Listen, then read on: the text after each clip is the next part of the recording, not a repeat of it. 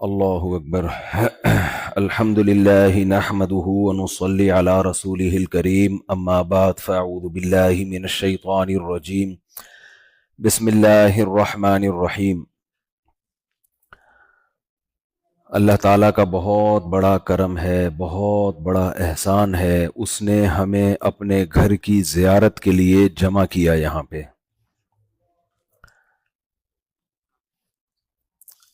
اگر ہم لوگ اللہ کو اپنی آنکھوں سے دیکھ لیتے، جنت اور جہنم اپنی آنکھوں سے دیکھ لیں، قبر کے بعد کیا احوال گزرتے ہیں اپنی آنکھوں سے دیکھ لیں، تو ہم سے زیادہ نیک پھر دنیا میں کوئی ہوگا نہیں۔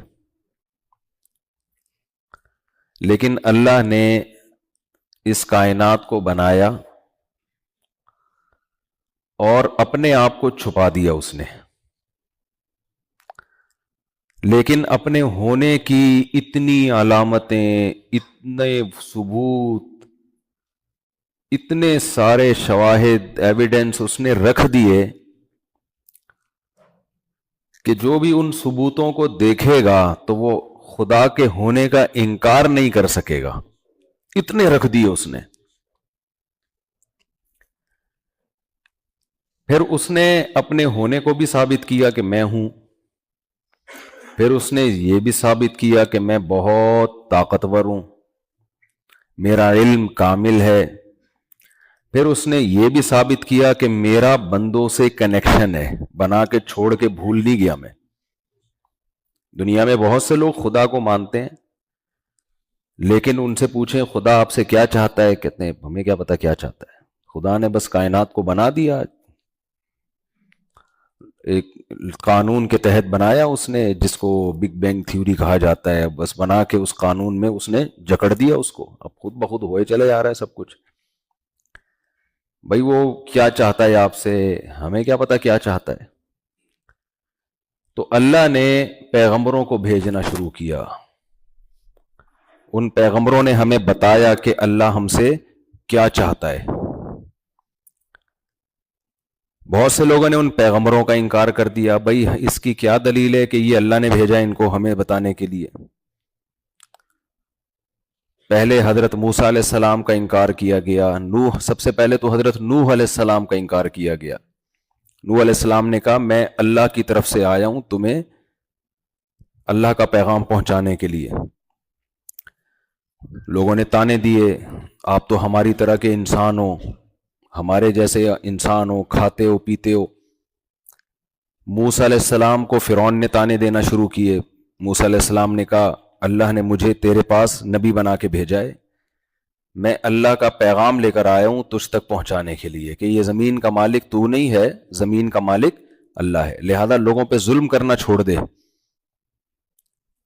کیونکہ اللہ تجھ سے یہ حکومت چھین لے گا۔ فرعون نے کہا میں کیسے مان لوں کہ آپ اللہ کے پیغمبر ہو، آپ تو الم نربک فینا ولیدا ولبثت فینا من عمرک سنین، آپ کو تو میں نے پالا ہے بچپن میں اپنے محل میں، اور ایک طویل عرصہ آپ نے ہمارے محل میں گزار دیا۔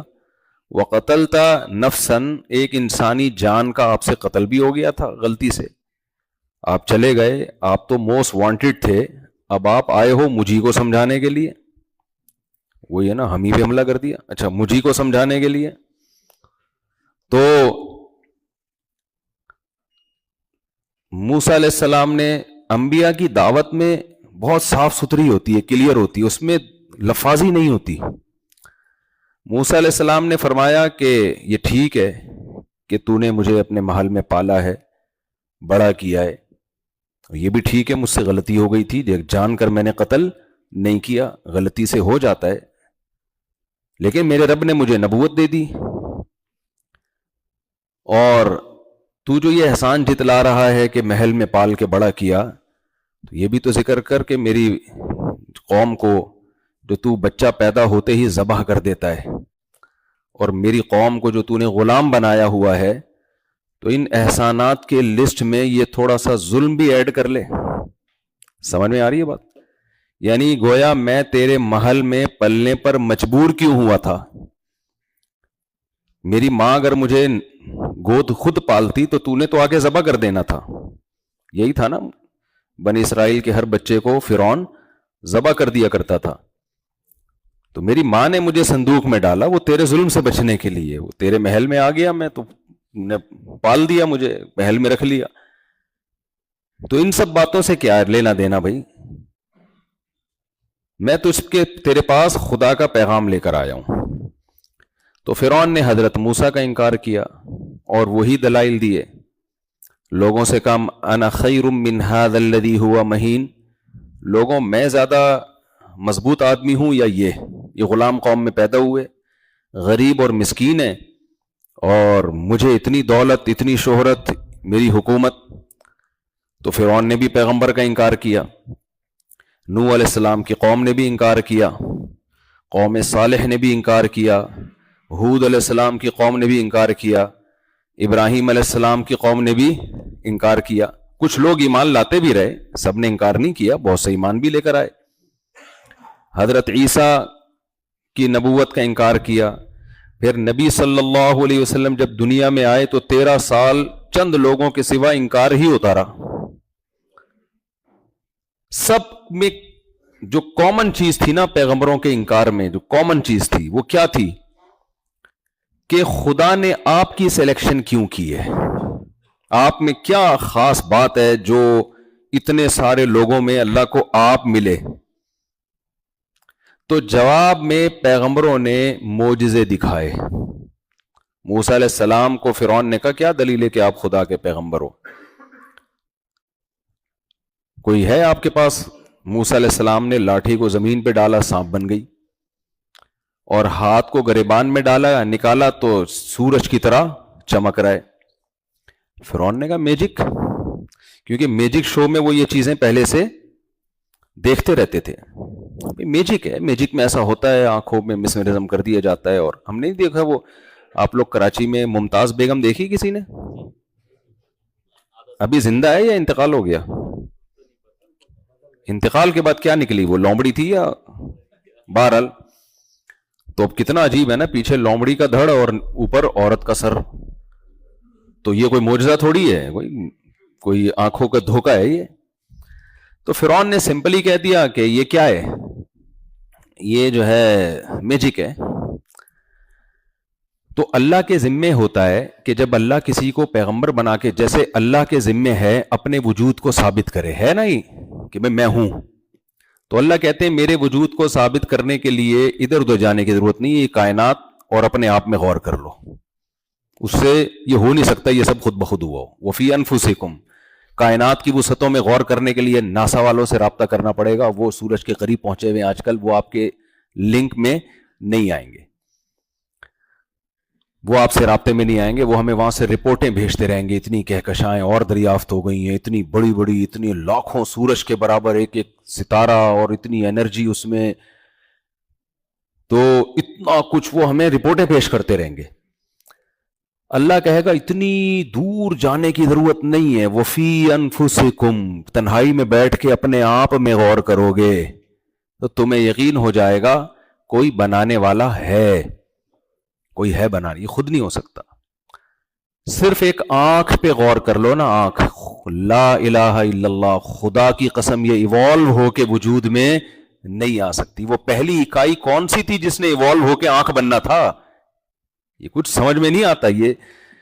یہ خدا کے وجود کے انکار کی اس سے بھونڈی دلیل نہیں ہو سکتی کہ ہم ایوالوشن پہ ڈال دیں سب کچھ, کہ ارتقاء پہ ڈال دیں کہ یہ یوں ہوا تھا. نہیں ہو سکتا, امپاسبل. کل ایک جاپان کے دوست ہیں میرے, جاپنیز ہی ہیں, مسلم, ان کے والدین مسلمان ہو گئے تھے, تو وہ بائی بورن جاپانی ہیں.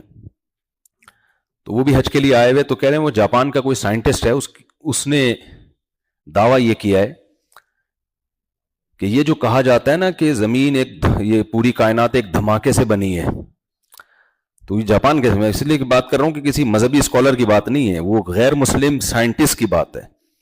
کہتا ہے یہ ایسے ہے جیسے کہیں کباڑ پڑا ہوا ہو, اس میں لوہا, کچرا, تانبا, پیتل سب کچھ, اور دھماکے سے پھٹے اور جہاز بن جائے وہ. ٹھیک ہے نا؟ کہہ رہے ہیں امکان تو ہے, فی نفسی ہی ممکن ہے, عقلی طور پہ ممکن ہے ایسا خوبصورت دھماکہ ہوا ہو, لیکن کہتے ہیں پریکٹیکلی ایسا ممکن نہیں ہے. کچھ چیزیں عقلی طور پر ہو سکتی ہیں، لیکن اس کو ہم اصطلاح میں کہتے ہیں عقلاً، اب گاڑی اصطلاح میں استعمال کروں گا آپ ڈر جائیں گے نا، کہتے ہیں عقلاً ممکن ہے، عادتاً ممکن نہیں ہے. کچھ چیزیں ایسی ہوتی ہیں عقل کہتی ہے مے بی، لیکن پریکٹیکل لائف میں اس کا کوئی، جیسے اگر آپ کے پاکستان میں الیکشن ہو گئے شفاف، عقلاً تو ممکن ہے، عقلاً ممکن ہے بہت کچھ، لیکن جو پاکستان میں رہتا ہے وہ ہنسے گا، بولے گا یار یہ کون سا لطیفہ، احرام میں تو جھوٹ نہیں بولو، وہ یہ کہے گا نا، احرام میں تو کم از کم جھوٹ مت بولو. اس لیے میں ٹینشن نہیں لیتا الیکشن میں، جب کرپشن ہوتی ہے میں سب ٹینشن میں آتے ہیں، میں نہیں آتا. میں کہتا ہوں یہ کام تو ہمیشہ سے ہو رہا ہے، تو اس میں ٹینشن لینے کی کیا بات ہے، فرسٹ ٹائم ہوا ہو تو کچھ، جیسے پہلی شادی پہ کوئی ٹینشن، استغفر اللہ یار خواتین ناراض تو وہ پھر بہت مشکل ہو جاتا ہے. یہ ہے خواتین بھی بیٹھی ہوئی ہیں، ان کا ہم نے خیال کرنا ہے، وہ یہاں حج سیکھنے کے لیے آئی ہیں اور اللہ اللہ سیکھنے کے لیے، ٹینشن آپ کو بھی دیں گی اور پھر جی کیا کہہ رہے ہیں؟ ہاں اچھا خیر، اچھا اچھا اچھا ٹھیک ہے ٹھیک. تو وہ سائنٹسٹ نے کہا ہے کہ یہ کچرے سے دھماکہ ہو کے، یعنی اس کی میں اپنے الفاظ میں، اس نے پھر مجھے لنک بھی، میں نے کہا اس سائنسدان کو ہے جیپنیز زبان میں ٹنگ پونگ کر کے، اس کا سمجھنا اس دھماکے سے جہاز بننے سے بھی زیادہ مشکل ہے. اس کا جو سمجھنا ہے نا، جہاز بننا آسان ہے، لیکن اس جیپنیز کی بات کو وہ تو اس نے ٹرانسلیٹ کر کے مجھے بتایا نا. تو میں نے کہا اس کا لنک بھیجو مجھے، یہ حقیقت ہے اور اس کے لیے کوئی راکٹ سائنس کی ضرورت نہیں ہے، یہ تو ہم مشاہدہ کر رہے ہیں. بھائی یہ آنکھ کیسے بن گئی ایوالو ہو کے، کیسے اس میں پتلی فٹ ہو گئی، لینسز اس کے اتنے خوبصورت طریقے سے ایڈجسٹ ہو گئے اور 2 کیمرے فٹ ہو گئے، اور دونوں کے لینسز میں ورنیئر کیلیپر استعمال ہوا ہے کہ 0.01 سینٹی میٹر کا بھی فاصلہ نہ ہو. تھوڑا سا فاصلہ بڑا یا کم ہو گیا، ہمیں 1 کے 2 نظر آنا شروع ہو جاتے ہیں. اچھا جن کی 1 شادی ہے نا، وہ اس طرح سے بھی 2 کر سکتے ہیں، تھوڑا سا اپنے لینسز کی سیٹنگ کو چینج کر لیں، 1 کی 2 نظر آئیں گی، لیکن ہوں گی سیم، وہ ہوں گی سیم. یہ ایک آسان پیکج ہے. وہ چائنا والے کے بارے میں مشہور ہے نا، دوسری شادی اس لیے نہیں کرتے، کہتے ہیں وہ دوسری بھی پہلی جیسی ہوگی بالکل. ہم 2013 میں جب حج کے لیے آئے نا، تو 2025 کا حج ہے نا، تو 2013 میں جب حج کے لیے آئے تو انڈونیشین لوگ بھی سب ایک ہی شکل کے ہوتے ہیں. تو ہمارے ساتھ ایک بزرگ تھے، وہ کہنے لگے یہ سب ایک ہی ماں باپ کی اولاد ہے کیا، اتنے سارے لوگ. پاکستان اور انڈیا میں تو بالکل ایک دوسرے کے، بہت، ہر شخص کا رنگ الگ، کلچر الگ. کلچر کا مطلب یہ کہ جو زبان ہے یا روایات ہیں، بہت ساری چیزیں ڈیفرنٹ ہوتی ہیں. خیر، تو اللہ نے اپنے وجود کو ثابت کرنے کے لیے تو کائنات بنائی. خلق اللہ الذی خلق 7 سماوات ومن الارض مثلہن لتعلموا ان اللہ علی کل شیء قدیر وان اللہ قد احاط بکل شیء علما. اللہ فرماتے اس کائنات میں غور کرو گے تمہیں اللہ کا وجود بھی سمجھ میں آئے گا، تمہیں یقین آ جائے گا کہ بنانے والا بہت پاورفل ہے، بہت طاقتور ہے، اور اس کا علم بھی کامل ہے، کوئی چیز اس سے مخفی نہیں ہے. نالج کے بغیر اور پاور کے بغیر یہ سب کچھ تھا نہیں، ممکن نہیں تھا. زندگی پیدا کر دی. خلق الموت والحیات، جس زندگی کو اب تک سائنس ایکسپلین نہیں کر پائی ہے کہ زندگی ہے کیا، ایکسپلین نہیں کر پائی ہے. کچھ چیزیں ایسی ہوتی ہیں جن کو ہم الفاظ میں بیان نہیں کر سکتے، لیکن ہم مانتے ہیں یہ زندگی کیا ہے بھائی. وہی مردہ جب مرا ہوا ہوتا ہے، سب کچھ وہی ہے اس کی باڈی میں تو، لیکن حیات نہیں ہے. اور وہی سو رہا ہوتا ہے تو حیات ہے، زندگی ہے اس کے اندر. تو اللہ نے اللہ کے ذمہ 2 کام، ایک اپنا وجود ثابت کرے. وہ کس سے ثابت کیا؟ کائنات سے. اللہ نے اس کائنات کو بنایا. تو میں یہ عرض کر رہا تھا کہ کتنی عجیب مینجمنٹ ہے اس کائنات میں نا. آپ دیکھیں، ایک آدمی خربوزے کا بیج زمین میں ڈالتا ہے، اس سے کیا نکلتا ہے؟ بیل نکلتی ہے. کچھ وقت کے بعد پتے نکلتے ہیں، پھر پھول نکلتے ہیں. یہ پھول کیوں نکل رہے ہیں؟ تتلیوں کو اپنی طرف مائل کرنے کے لیے. تتلیاں اور پھول کا ریلیشن پھل پیدا کرنے کے لیے نہیں ہے. تتلیوں کو ख्वाब में भी नहीं आया होगा कि हम यहां बैठेंगी तो इससे खरबूजा पैदा होगा। वो नर मादा फूलों को मिलाप का जरिया बन रही होती है, कीड़े मकोड़े बन रहे होते हैं। अब तो ऐसी ऐसी तहकीकात आ रही हैं, इंसानी अकल हैरान हो जाती है कि पौधों, ये परिंदे किस तरह पूरी दुनिया में गार्डनिंग का जरिया है। हम हैरान होते थे ना, ये पूरी दुनिया में बीज किसने जाके लगाए हैं भाई, ये इतने दरख्त पूरी दुनिया में फैले हुए हैं, परिंदे ये काम कर रहे हैं, उनकी बीटों के से बीज पूरी दुनिया में, यानी पूरी कायनात आपस में लिंक है, कनेक्शन है इनका आपस में। अगर ये इवॉल्व होते भाई, इनका इतना खानदानी आपस में कनेक्शन ना होता, हर चीज एक नई चीज बन के आ रही होती है और उसका दूसरे से कोई लिंक ही नहीं होता। मगरमच्छ को आपने देखा होगा जब खाता है ना तो दांतों में जो उसके गोश्त फंस जाता है, हम तो टूथपिक यूज करते हैं, मगरमच्छ हाथ को लेके कैसे जाएगा दांतों तक, मुंह खोल के बैठ जाता है। छोटे छोटे परिंदे आते हैं उसके दांतों में बैठ के रेशा निकाल रहे होते हैं, वो चाहे यूं करके एक लोगों यूं पिचके और अंदर। जानवरों में हमें एक लिंक नजर आता है। मैंने एक जगह बयान किया था, एक मजमून पढ़ा था, ये ऑस्ट्रेलिया में उसकी तस्दीक भी हुई मुझे, ऑस्ट्रेलिया में खरगोश के नाम से, कि ऑस्ट्रेलिया में खरगोश नहीं थे, इनको कुछ हुआ मसला, अंग्रेज तजर्बे तो करते रहते हैं, यहां से खरगोश ले गए।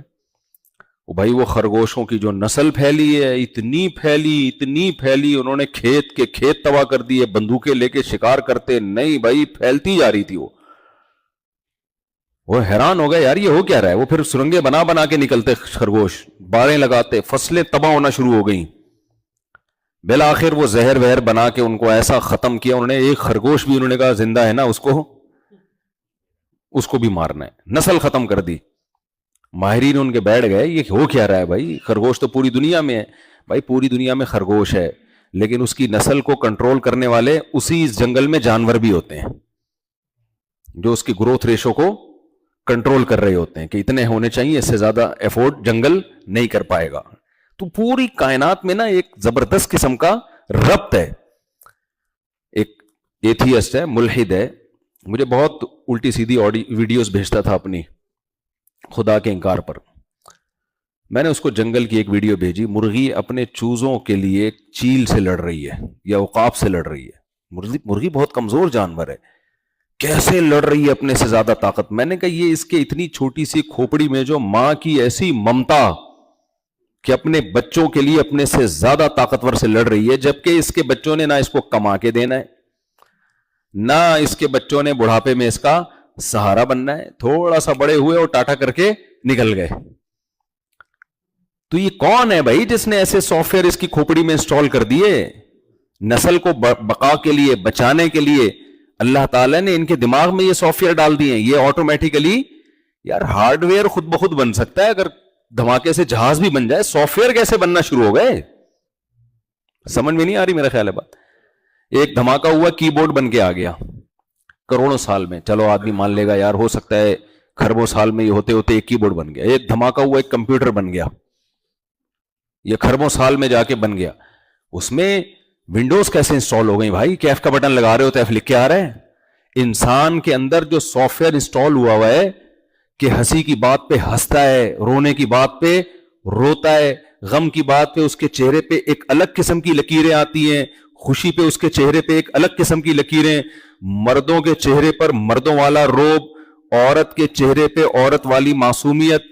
छोटे बच्चे चूंकि कमजोर होते हैं, उनमें डिफेंस की सलाहियत नहीं, तो चाइल्ड स्कीमा के नाम से डॉक्टर कहते हैं उनके चेहरे पे लकीरें होती हैं, हर बच्चे पे होती हैं। ये लकीरें इंसान को उसकी तरफ खींचती हैं, उस पर तरस दिलाती हैं, तरस आता है इंसान। ये लकीरें अल्लाह ने पैदा कर दी उसके चेहरे पे, क्योंकि ये ताकतवर नहीं है, इस पे तरस खाने का की जरूरत ज्यादा है, तो ऐसी डिजाइनिंग वाली लकीरें उसके चेहरे पे बना दी। तो किस किस चीज का भाई हम दावा करेंगे ये खुद ब खुद, ये भी ऑटोमेटिकली, ये भी ऑटोमेटिकली, शेर भी खुद बन गया, चीता भी खुद बन गया, उसकी लकीरें भी खुद पैदा हो गई, गधे ने स्वेटर भी खुद ही पहन लिया जंगलों में। वो जो ज़ेबरा है ना, वो गधा स्वेटर पहन के घूम रहा होता है ना। तो फबी आला रब्बिकुमा तुकज़्ज़िबान, तभी तो कुरान कहता है भाई किस किस चीज की तावील करोगे, किस किस चीज की तावील करोगे कि ये ऐसे हुआ था, ये वैसे हुआ था, ये वैसे हुआ था। क्यों नहीं मान लेते यार कोई है जिसने ये सब कुछ किया है? आराम से बोल दो यार कोई जात है जो हमारी फहम से बालतर। ये आसान है, और ये जिस बखेड़े में हमको डाल दिया है ना खुदा के इंकार के लिए, ये बहुत मुश्किल है, ये इस पे यकीन करना मुमकिन नहीं है। یہ تو آپ ایک سوالات کے دلدل میں پھنس جائیں گے. میں یہ آج میرا ٹاپک نہیں ہے, میں جلدی سے حج کی طرف آتا ہوں, یہ تو تمہید تھی. صرف ایک بات کر کے میں آگے چلتا ہوں, کیونکہ آج یہ جو نظریہ ایوولوشن ہے نا, اس کے ڈسے ہوئے بہت پیدا ہو رہے ہیں. پہلے مجھے نہیں اندازہ تھا کہ لوگ اتنا اس پہ یقین کر رہے ہیں کہ اس لطیفے پہ, لیکن بہت لوگ یقین کرنا, یہ بھائی یہ غلط ہے, یہ نہیں ہو سکتا. بندر سے اگر انسان بنا ہے تو بندر اور انسان کے درمیان کی مخلوق کہاں گئی؟ ایسا تو نہیں کہ بندر سوئے صبح جمشید بھائی بن گئے وہ ایوالو ہو کے. بھائی کوئی جمشید بھائی بیٹھے ہوں تو بہت معذرت, ہم سب کی مثال ہے, ہم بھی جمشید ہی ہیں, یہ کیریکٹر ہے جمشید. ہم سب, کوئی غفار ہے, کوئی ستار ہے, کوئی طارق ہے, کوئی وسیم ہے, یہ سب ایک کیریکٹر ہے. تو ایسا تو نہیں ہوا نا کہ بندر رات کو سویا صبح, بندر اٹھا ہوگا تو دم تھوڑی 1 انچ کم ہوئی ہوگی اس کی 1 کروڑ سال میں, پھر 1 آدھ کروڑ سال میں تھوڑی اور کم ہوئی ہوگی, اور تھوڑا سا انسان والی شباہت آئی ہوگی. تو ایسی ہزاروں مخلوق ہوں گی, پھر اگلی نسل میں ہزاروں لاکھوں ایسی ہوں گی جو انسان اور بندر کے بالکل بیچ کی شکل اختیار کر سکی, کیونکہ یہ تو لاکھوں کروڑوں سال کا فاصلہ ہے نا. بھائی ہم کراچی سے پشاور جاتے ہیں, یا دلی سے, انڈین بھی بیٹھے ہوئے ہیں یہاں پہ, تو دلی سے کسی کنٹری میں آپ جا رہے ہو تو بیچ میں کچھ اسٹیشن آتے ہیں, یا دھام سے پہنچ جاتے ہو آپ, بٹن دبائے اور وہاں سے اگے آپ. تو سائنسدان کہتے ہیں کہ جو ارتقاء کا پروسیس ہے یہ کروڑوں سال میں اسٹیپ بائی اسٹیپ ہوا ہے. تو بیچ میں جو ہزاروں قسم کی نسلیں تھیں وہ مارکیٹ سے شارٹ کیوں ہو گئی ایک دم؟ ہمیں 20 لاکھ سال پہلے کے ڈائناسورس کے مجسمے ملتے ہیں, اور اس وقت کہتے ہیں انسان نام کی کوئی چیز نہیں تھی. تو وہ جو 20 لاکھ پہلے مر کے کھپ چکے ہیں, ختم ہو چکے ہیں, ان کے تو اتنے مجسمے نکل رہے ہیں, اور لاکھوں بیچ کی مخلوقات, ان کا کوئی ایک بھی مجسمہ آج تک متنازع نکلے ہیں 2-3. وہ ہو سکتا ہے کوئی بندر مرا ہو اور ساتھ میں, جمشید کہنا مناسب نہیں ہے, سبکتگین صاحب کا انتقال ہو گیا ہو, ایسا نام ہو نا جو, تو وہ کھوپڑی آپس میں مکس ہو گئی تو وہ نکالا کہ دیکھو یہ بالکل بیچ کا ہے. وہ تو ایک آدھ کیوں ہے, تو کروڑوں ہونے چاہیے, لاکھوں ہونے چاہیے. تو یہ لطیفہ ہے میرے بھائی. قرآن سے, اگر اس کائنات سے خدا کا وجود ثابت نہ ہوتا تو اللہ بار بار اس کائنات میں غور و فکر کرنے کا حکم نہ دیتے, بلکہ کہتے غور و فکر کرو ہی نہیں, کیونکہ کرو گے تو تمہیں لگے گا یہ تو ایوالو ہو کے وجود میں آئی ہے, تم خدا کا انکار کر بیٹھو گے. دیکھو جب گواہ سچے ہوتے ہیں, پکے ہوتے ہیں, آپ کو اپنے گواہوں پہ اعتماد ہوتا ہے, تو آپ جج صاحب سے کہتے ہیں جج صاحب ان کی سنو نا یہ کیا کہہ رہے ہیں, اور جب آپ کو پتا ہے میرے گواہ مجھے ہی پھنسوا دے گا تو آپ گواہی دلوا کے ان کو سائٹ پہ لگا دے. تو بس اب کراس کویشچن ہوگا, اب زیادہ بس گواہی دی, اب نکل جاؤ, ٹیکسی میں بیٹھ اور نکل جائے یہاں سے. آپ نہیں کہو گے جج صاحب اس میں غور کرو یہ کیا کہہ رہا ہے. یہ کائنات اللہ کے وجود کی گواہی دیتی ہے. اللہ کو پتا تھا اس کی ڈیپ میں جتنا جاؤ گے یہ اللہ کے وجود کے ہونے کو ثابت کرتی چلی جائے گی. تبھی اللہ الحمد سے لے کے والناس تک قرآن میں کائنات میں بار بار غور کرنے کا حکم دیتا ہے, کہ ایک دفعہ نہیں. سورہ ملک میں تو اللہ نے عجیب انداز اختیار کیا, فرمایا کہ فرجع البصر کرتین, بار بار اپنی نگاہ کو اٹھا اس کائنات کی وسعتوں میں غور کر. ثم ارجع البصر, اللہ نے کہا ایک دفعہ غور کر, پھر دوبارہ غور کر, 2 دفعہ کر. ثم ارجع البصر کرتین, پھر بار بار غور کر. ينقلب الیک البصر خاسئا وهو حسیر, تیری نگاہ ذلیل ہو کے آئے گی اور تو اس کائنات میں فالٹ تلاش نہیں کر پائے گا. جو اس کی علامت ہوگی کوئی بنانے والا ہے. کیسا اللہ نے چیلنج کر دیا, خاسئا وهو حسیر. اللہ کہتا ہے تھک بھی چکی ہوگی, ذلیل بھی ہو چکی ہوگی. بھائی ذلیل کیوں اللہ کر رہا ہے معاذ اللہ کسی کو؟ اللہ کہہ رہا ہے اس نیت سے غور کرو کہ میں نہیں ہوں. صحیح ہے نا؟ تو تھک جاؤ گے اور میرا نہ ہونا ثابت نہیں کر پاؤ گے, اور مناظرہ ہار جاؤ گے, اپنے آپ سے ہی ہار جاؤ گے. یعنی اللہ نے گویا ہمیں مقابل میں لا کے کھڑا کیا ہے کہ ٹھیک ہے میں اور تو مناظرہ کرتے ہیں, میں یہ ثابت کرتا ہوں اس کائنات سے, یہ کائنات گواہی دے گی کوئی بنانے والا ہے, اور تو یہ ثابت کرنے میں لگ جا کہ کوئی نہیں ہے. تو اللہ کہتے ہیں جتنا ڈیپ میں غور کرتا چلا جائے گا تو تھک جائے گا. 200 سال ہو گئے ڈاروین کے نظریے کو ثابت کرتے ہوئے, اب تک ثابت, اسی کو تو تھکاوٹ کہتے ہیں. ہمارے ایک دوست یونیورسٹی میں تھے جرمنی میں اس تھیوری کو بہت زیادہ پروموٹ کیا جاتا ہے, کیونکہ ڈاروین کے بارے میں کہا جاتا ہے وہ جرمن تھا. تو کہتے ہیں یونیورسٹی میں پروفیسر صاحب ہمیں یہ تھیوری پڑھا رہے تھے تو میں کھڑا ہو گیا, میں نے کہا سر ایک سوال ہے. نے کہا کیا سوال ہے؟ کہا سر میں اس نظریے پہ بلیو نہیں رکھتا. اس نے کہا کیوں بھائی؟ کہا سر 200 سال سائنسدانوں کے پاس تھے اس کو ثابت کرنے کے لیے, 200 سال میں بھی ثابت نہیں ہوا, اس کا مطلب اب یہ ثابت نہیں ہو سکتا. ایک نظریہ ہی ہے جس پہ کوئی ایویڈنس نہیں ہے اس پہ. 200 سال بہت ہو گئے, اب کوئی اور کام کریں, اس پہ ٹائم ویسٹ نہ کریں.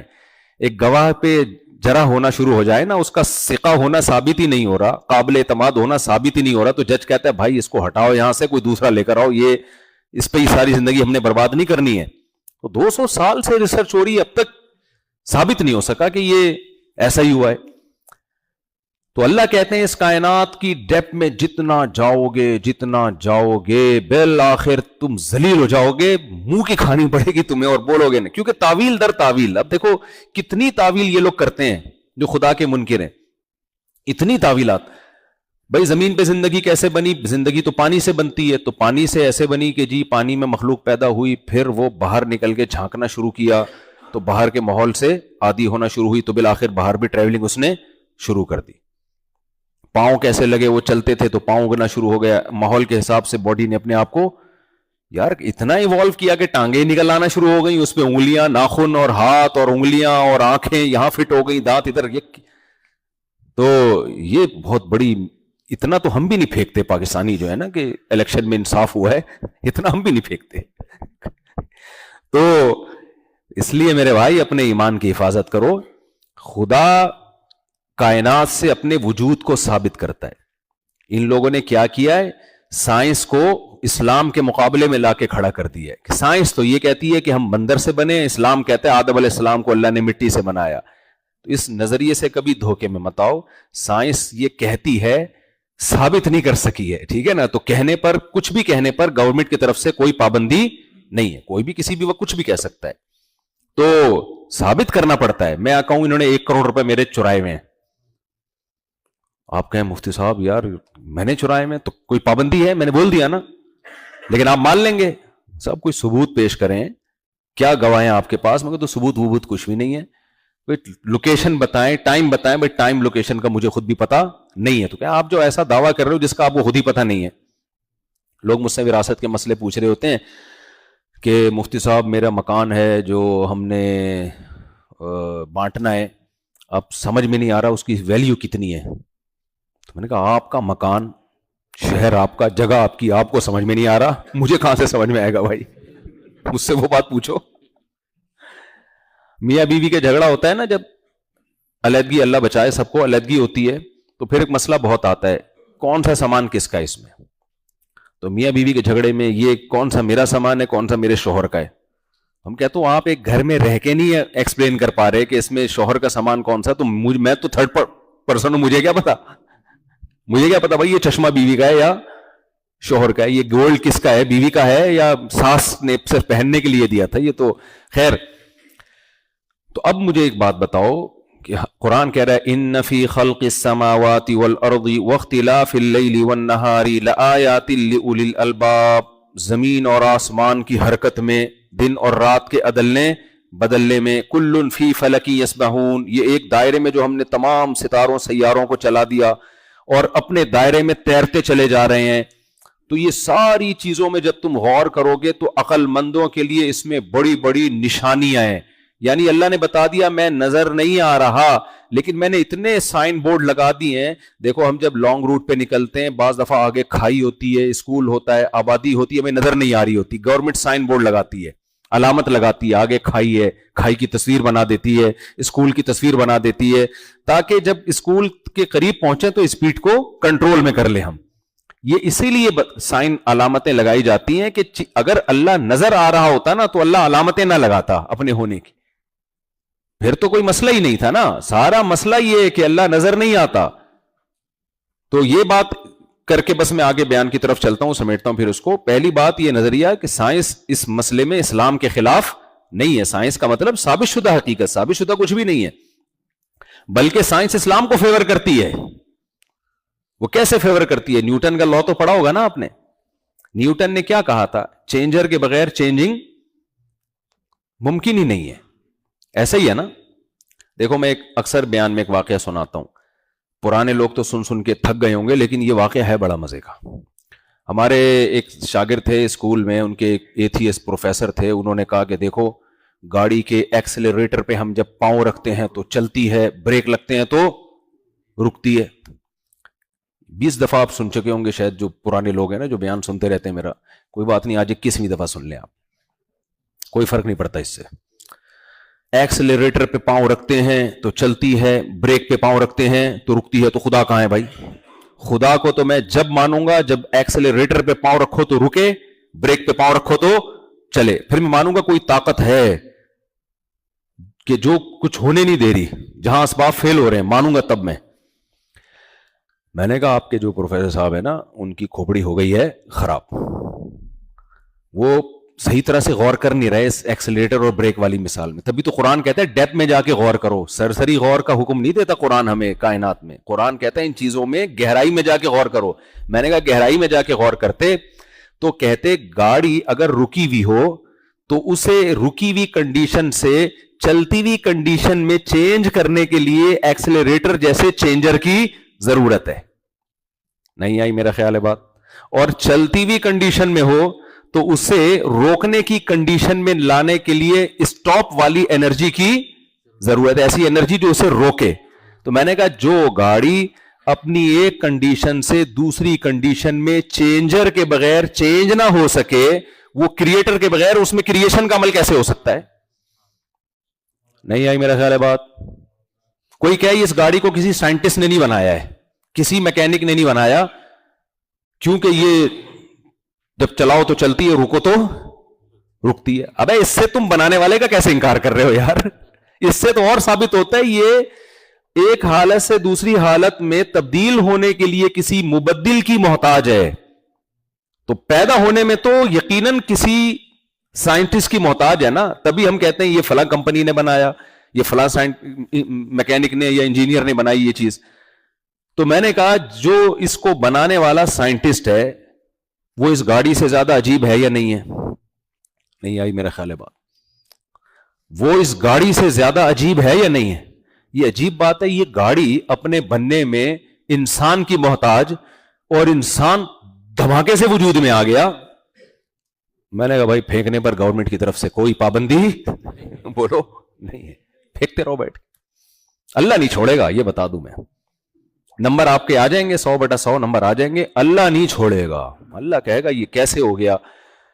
तो इस कायनात में हम देखते हैं फिजिक्स का लॉ है जो न्यूटन बता के चला गया, और ना भी बताता तो भी यही लॉ ही सामने आना था। इसमें कोई बहुत बड़ी रॉकेट साइंस नहीं थी, वो तो सेब उसके सर पे गिर गया तो उसने बहुत सारी बातें हम होते खा के निकल लेते उसने बहुत सारे उससे चीजें को इस्तेदलाल किया, सही किया, उसका फायदा हुआ इंसानियत को। तो अब मुझे बात बताओ, न्यूटन का लॉ यह है कि चेंजर के बगैर चेंजिंग इस कायनात में नहीं हो सकती, तो क्रिएटर के बगैर क्रिएशन से इस कायनात गुजर सकती है? ये क्रिएटेड हो सकती है क्रिएटर के बगैर? नहीं हो सकती। यहां मुल्हिद लोग एक सवाल कहते हैं फिर खुदा को किसने बनाया? ओ भाई न्यूटन का लॉ खुदा के बारे में नहीं है, कायनात के बारे में है, ये ना। अल्लाह के बारे में न्यूटन कोई लॉ पेश करके नहीं गया। जिस कायनात के बारे में साइंस ये साबित कर चुकी है कि चेंजर के बगैर चेंजिंग नहीं हो सकती, तो उसी साइंस से दलालतन ये साबित होता है कि क्रिएटर के बगैर क्रिएशन का अमल नहीं हो सकता। अल्लाह के बारे में थोड़ी कोई लॉ है, फिजिक्स के लॉ अल्लाह पे अप्लाई थोड़ी, वो खुद से हमेशा हो सकता है। हम बात कर रहे हैं इस कायनात की। आपने दो चीजों में से एक को हमेशा मानना है, या तो गॉड को या इस कायनात को। तीसरा ऑप्शन आपके पास नहीं है। इस कायनात के बारे में तो साइंस कहती है नहीं, चेंजिंग नहीं हो सकती, तो बनी कैसे है ये? खुदा के बारे में तो खामोश है। तो खुदा को हमेशा से मानना आसान है, इस कायनात को खुद से मानना नामुमकिन है। मैं समझा पा रहा हूं अपनी बात के नहीं समझा पा रहा? ये हो नहीं सकता भाई। धमाके से फटी है तो धमाका हुआ किस चीज में? वो होगी धमाके से, हम उसके मुनकिर नहीं है। हम तो वैसे भी धमाकों का इंकार कर ही नहीं सकते। कराची में तो धमाके ही देखते हैं हम लोग, हमें तो अब हर चीज के पीछे धमाका नजर आता है। ऑफर भी धमाका ऑफर होती है, आप देखें। लोगों को पता है कराची वाले किस चीज से मुतासिर होते हैं, तो धमाका ऑफर। तो और इंडिया पाकिस्तान तो है ही धमाके पे ही सेट हो चुके हैं। वोट लेने होते हैं तो भी धमाके। سیاستدان کو ووٹ لینے وہ دھماکے کرواؤ ووٹ ملیں گے آپ کو. تو ہم لوگ سیٹنگ ہماری کس پہ ہے؟ دھماکوں پہ. تو ہمارے لیے یہ ماننا آسان ہے کہ ہم دھماکے سے وجود میں آئے, لیکن میرے بھائی یہ دھماکہ کسی نے کیا ہے, یہ خود بخود نہیں ہوا. اتنا خوبصورت دھماکہ آٹومیٹیکلی نہیں ہو سکتا, اور ہونے کے لیے کچھ انرجی یا کچھ مادہ تو چاہیے نا. وہ کہاں سے آ گیا؟ تو وہ کہاں سے آ گیا؟ یہ جتنے بھی لوگ جو خدا کے منکر ہیں نا, یہ زیرو سے بات کبھی شروع نہیں کرتے, یہ ہمیشہ بات کے پروسیس کو بیان کرتے ہیں. آپ ان کو ماضی میں لے کے جائیں نا تو ادھر آ کے یہ چپ ہو جاتے ہیں, وہ ٹاپک چینج کر دیتے ہیں یہ. تو خیر, تو اللہ نے اس کائنات سے اپنے ہونے کو بیان کیا. میرا موضوع تو حج پہ تھا, لیکن میری عادت ہے میں تمہید میں ٹائم زیادہ لگاتا ہوں. تمہید میں ٹائم زیادہ, کیا کہ بیس ہی مضبوط نہیں ہوگی تو آگے حج تو سمجھ میں آئے گا ہی نہیں. دیکھو ہر مذہب میں کچھ رسومات ہوتی ہیں, تو مسلمان بھی یہ سمجھتے ہیں ہماری ایک مذہبی رسم ہے, چلو یار ہم بھی آ کے حج کر کے آ جاتے ہیں. ہندو جب مندر جا سکتا ہے, عیسائی چرچ جا سکتے ہیں, تو ہمیں کیا تکلیف ہے یار ہم اپنے کعبہ کی زیارت کر کے نہ آئیں. اتنا کافی نہیں ہے بھائی, اتنا کافی نہیں ہے. اسلام کو آپ اس طرح سے دوسرے مذاہب سے کمپیئر نہیں کر سکتے. اسلام کے بارے میں اسلام کا دعویٰ ہے, ان الدین عند اللہ الاسلام, اللہ کو اسلام کے علاوہ کچھ بھی ایکسپٹ نہیں ہے. وَمَن يَبْتَغِ غَيْرَ الْإِسْلَامِ دِينًا فَلَن يُقْبَلَ مِنْهُ, اسلام کے علاوہ کسی اور مذہب کو فالو کیا برباد کر دوں گا, تباہ کر دوں گا تمہیں, جہنم کی آگ میں ڈال دوں گا تمہیں, نہیں مانوں گا. فَلَن يُقْبَلَ, لن تاکید کے لیے آتا ہے, ہرگز نہیں قبول کر سکتا میں. کیوں؟ اسلام کے پاس دلائل ہیں اپنے صحیح ہونے کے. تو ان دلائل کو مستحضر کر کے اپنے ایمان کو مضبوط کر کے جب آپ کوئی کام کریں گے تو اس کی برکتیں حاصل ہوں گی. فارمیلٹی تو پوری کرنے والے بہت سے پکنک کے لیے بھی آئے ہوئے ہوتے ہیں کہ چلو ٹرائی کر کے دیکھتے ہیں کیا ہوتا ہے, دیکھیں جا کے. حج تو ان کا بھی ہو جاتا ہے بھائی. تو اللہ کے ذمہ تھا اپنے وجود کو ثابت کرنا, وہ اللہ نے کیا. پھر اللہ کے ذمہ تھا کہ اپنے پیغمبروں کے پیغمبر ہونے کو ثابت کرنا. یہ بھی کس کے ذمہ ہے؟ اللہ کے ذمہ. دیکھو جب کسی ملک کا کوئی سفیر آتا ہے آپ سے ڈیبیٹ کرنے کے لیے, آپ پہلے کہو گے بھائی تو یہ تو ثابت کر, تو امریکہ کا سفیر ہے یا تو سعودیہ کا سفیر ہے, پہلے یہ تو ثابت کرو نا. یہ تھوڑی کہ کوئی بھی اٹھ کے آ گیا آپ نے اس کو مذاکرات شروع کر دیے. اب اس کا سفیر ہونا ثابت کرنا یہ کس کے ذمہ ہے؟ اس کنٹری کے ذمہ ہے. وہ فوراً کہے گا بھائی فون ملا کے پوچھ لو میں ہوں یا نہیں ہوں, میں کیوں اپنا ٹائم ویسٹ کروں, مجھے کیا, آپ مانو نہ مانو میرا اس سے کوئی لینا دینا نہیں ہے. تو اس کے ذمہ ہے. جب بھی پیغمبروں پہ اعتراض ہوئے ہیں نا کہ آپ اللہ کے نبی نہیں ہیں, آپ تو بشر ہیں, آپ تو ہماری طرح کھاتے پیتے ہیں, تو اللہ نے نبیوں کو تسلی دی ہے کہ آپ کا کام ہے بات پہنچا دینا, آپ کا نبی ہونا ثابت کرنا یہ آپ کے ذمہ نہیں ہے. یہ کس کے ذمہ ہے؟ یہ ہمارے ذمہ ہے. بہت دفعہ تو اللہ نے ایسے ثابت کیا کہ پیغمبر کو پتا بھی معلوم بھی نہیں کہ کس طرح سے اللہ ثابت کرے گا, کس طرح سے اللہ آپ کا نبی ہونا ثابت کرے گا. جب موسیٰ علیہ السلام دریا پہ سمندر پہ رک گئے اور پیچھے سے فرعونیوں کا لشکر آ رہا ہے, تو حضرت موسیٰ کی قوم تو گھبرا گئی, ہم تو پکڑے گئے. حضرت موسیٰ نے یہ نہیں کہا کہ نہیں پکڑے گئے, میں ابھی لاٹھی کو پانی پہ ماروں گا, 2 حصے ہوں گے, ہم نکل جائیں گے یہاں سے. نہ حضرت موسیٰ نے کہا نہیں, اللہ میرے ساتھ ہے. کیسے ساتھ ہے یہ حضرت موسیٰ کو بھی معلوم نہیں تھا. جب بالکل قریب آیا تو اللہ نے حضرت موسیٰ سے کہا لاٹھی کو پانی پہ مارے. اللہ نے اس پانی کو 2 حصوں میں تقسیم کر دیا, ڈیوائڈ کر دیا 2 حصوں میں. جب جادوگروں کا مقابلہ ہوا, میں حضرت موسیٰ کی بات کو جلدی سے کمپلیٹ کروں, تو اللہ کے ذمہ کیا ہے بھائی؟ اپنے پیغمبروں کا پیغمبر ہونا بولو ثابت کرنا, کہ یہ جو کہہ رہے ہیں یہ نہیں کہہ رہے, یہ میرا پیغام ہے جو تم تک پہنچا رہے ہیں. تو لہذا ان کی بات کو سب سے زیادہ ویلیو دینی پڑے گی تمہیں, کیونکہ یہ خدا کا پیغام پہنچا رہے ہیں. جو لوگ پیغمبروں کے منکر ہیں اللہ نے ان کے لیے سخت عذاب رکھا ہے. کیوں؟ اس لیے کہ وہ اللہ کو تو مانتے ہیں, لیکن اللہ کہتا ہے ایسے ماننے نہ ماننے کا کوئی فائدہ ہی نہیں ہے جس میں تم اس کے کسی حکم کو فالو ہی نہیں کر رہے, اور احکام ہمارے پاس ڈائریکٹ نہیں آتے, پیغمبروں کے ذریعے سے آتے ہیں. اب آپ غیر مسلموں سے پوچھو کہ خدا ہے کہاں ہے, تو تم سے کیا چاہتا ہے؟ کوئی پیغام ہی نہیں ہے کسی کے پاس, کیا چاہتا ہے؟ اگر ہے تو اس کی کوئی دلیل ان کے پاس نہیں ہے. بھئی ہمارے پنڈت جی نے فرمایا ہے, تو پنڈت جی تو بہت کچھ فرماتے رہتے ہیں, اس کی کیا دلیل ہے کہ خدائی پیغام ہے؟ یہ کوئی دلیل نہیں ہے. مسلمان سے جب آپ پوچھتے ہیں, مسلمان آپ کو بتاتے ہوئے فلاں حدیث ہے, پیغمبر کا فلاں قول ہے. بھئی یہ قول بھی پیغمبر کا ہے, اس کی کیا دلیل ہے؟ پوری سند پڑھ کے سنا دیں گے آپ کو, حدثنی فلان قال حدثنی فلان. بھائی کیا دلیل ہے کہ اس نام کے لوگ اس وقت گزرے بھی تھے؟ ایسی فرضی سند تو نہیں ہے. تو آپ کو کتابیں، 20 کتابیں دکھا دی جائیں گی کہ فلاں سن میں یہ راوی پیدا ہوا، فلاں سن میں اس کا انتقال ہوا، فلاں سے اس نے علم حاصل کیا، فلاں فلاں اس کے شاگرد. بھائی ہو سکتا ہے جھوٹ بولتا ہو، تو اس کے بارے میں اس دور کے لوگوں کے تبصرے کہ یہ کذاب تھا، دجال تھا، سچا تھا، جھوٹا تھا، نیک تھا، برا تھا.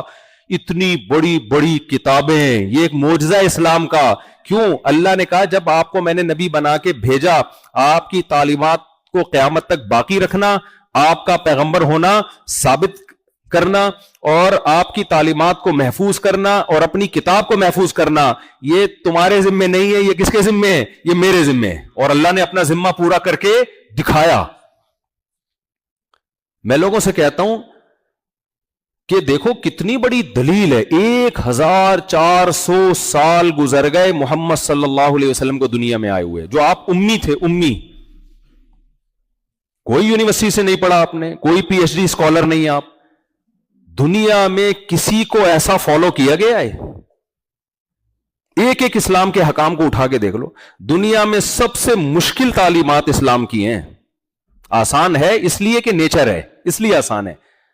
لیکن جو نیچر کے باغی ہیں ان کے لیے سب سے مشکل کیا ہے؟ اسلام ہے.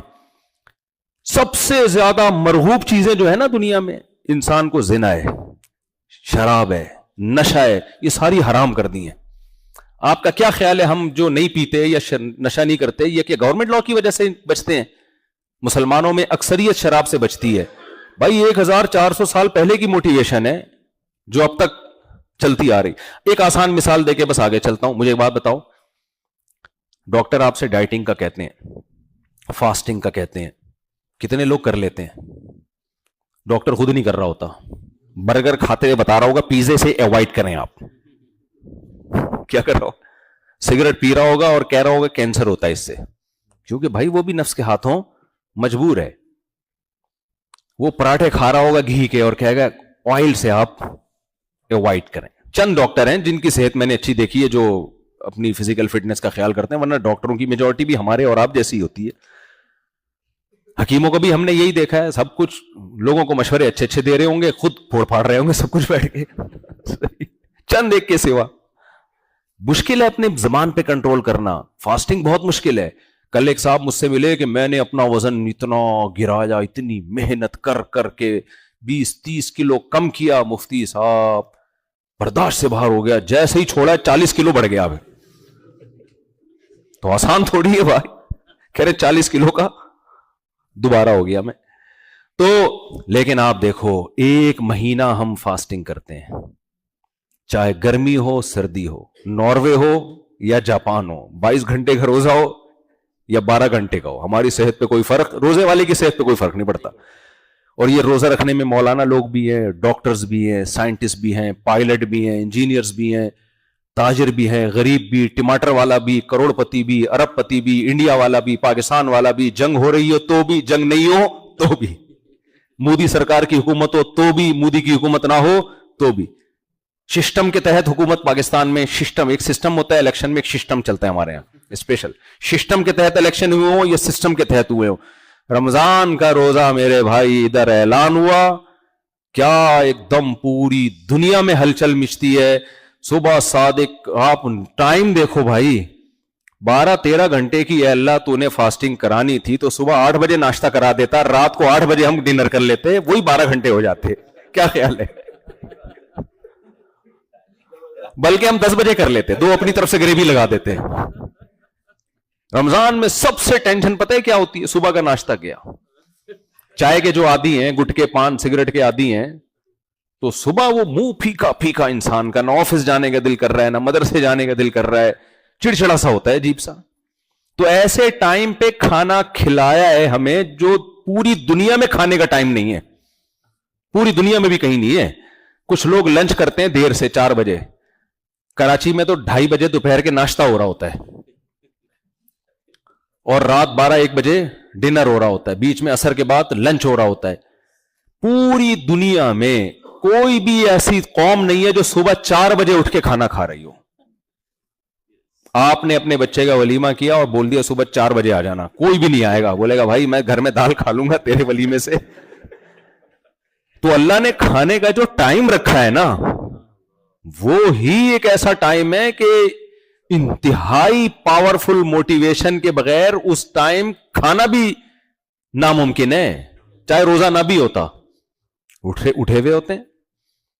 پوری دنیا میں مسلمان, ہم کراچی میں دیکھتے ہیں نا گھروں میں برتنوں کے بجنے کی آوازیں آنا شروع, ہر آدمی اپنا منجن بیچ رہا ہوتا ہے, وہ آ جاتے ہیں بھونپو لے کے سحری اٹھانے. بھائی تم نہیں اٹھاؤ, ہم پہلے سے اٹھے ہوئے ہیں.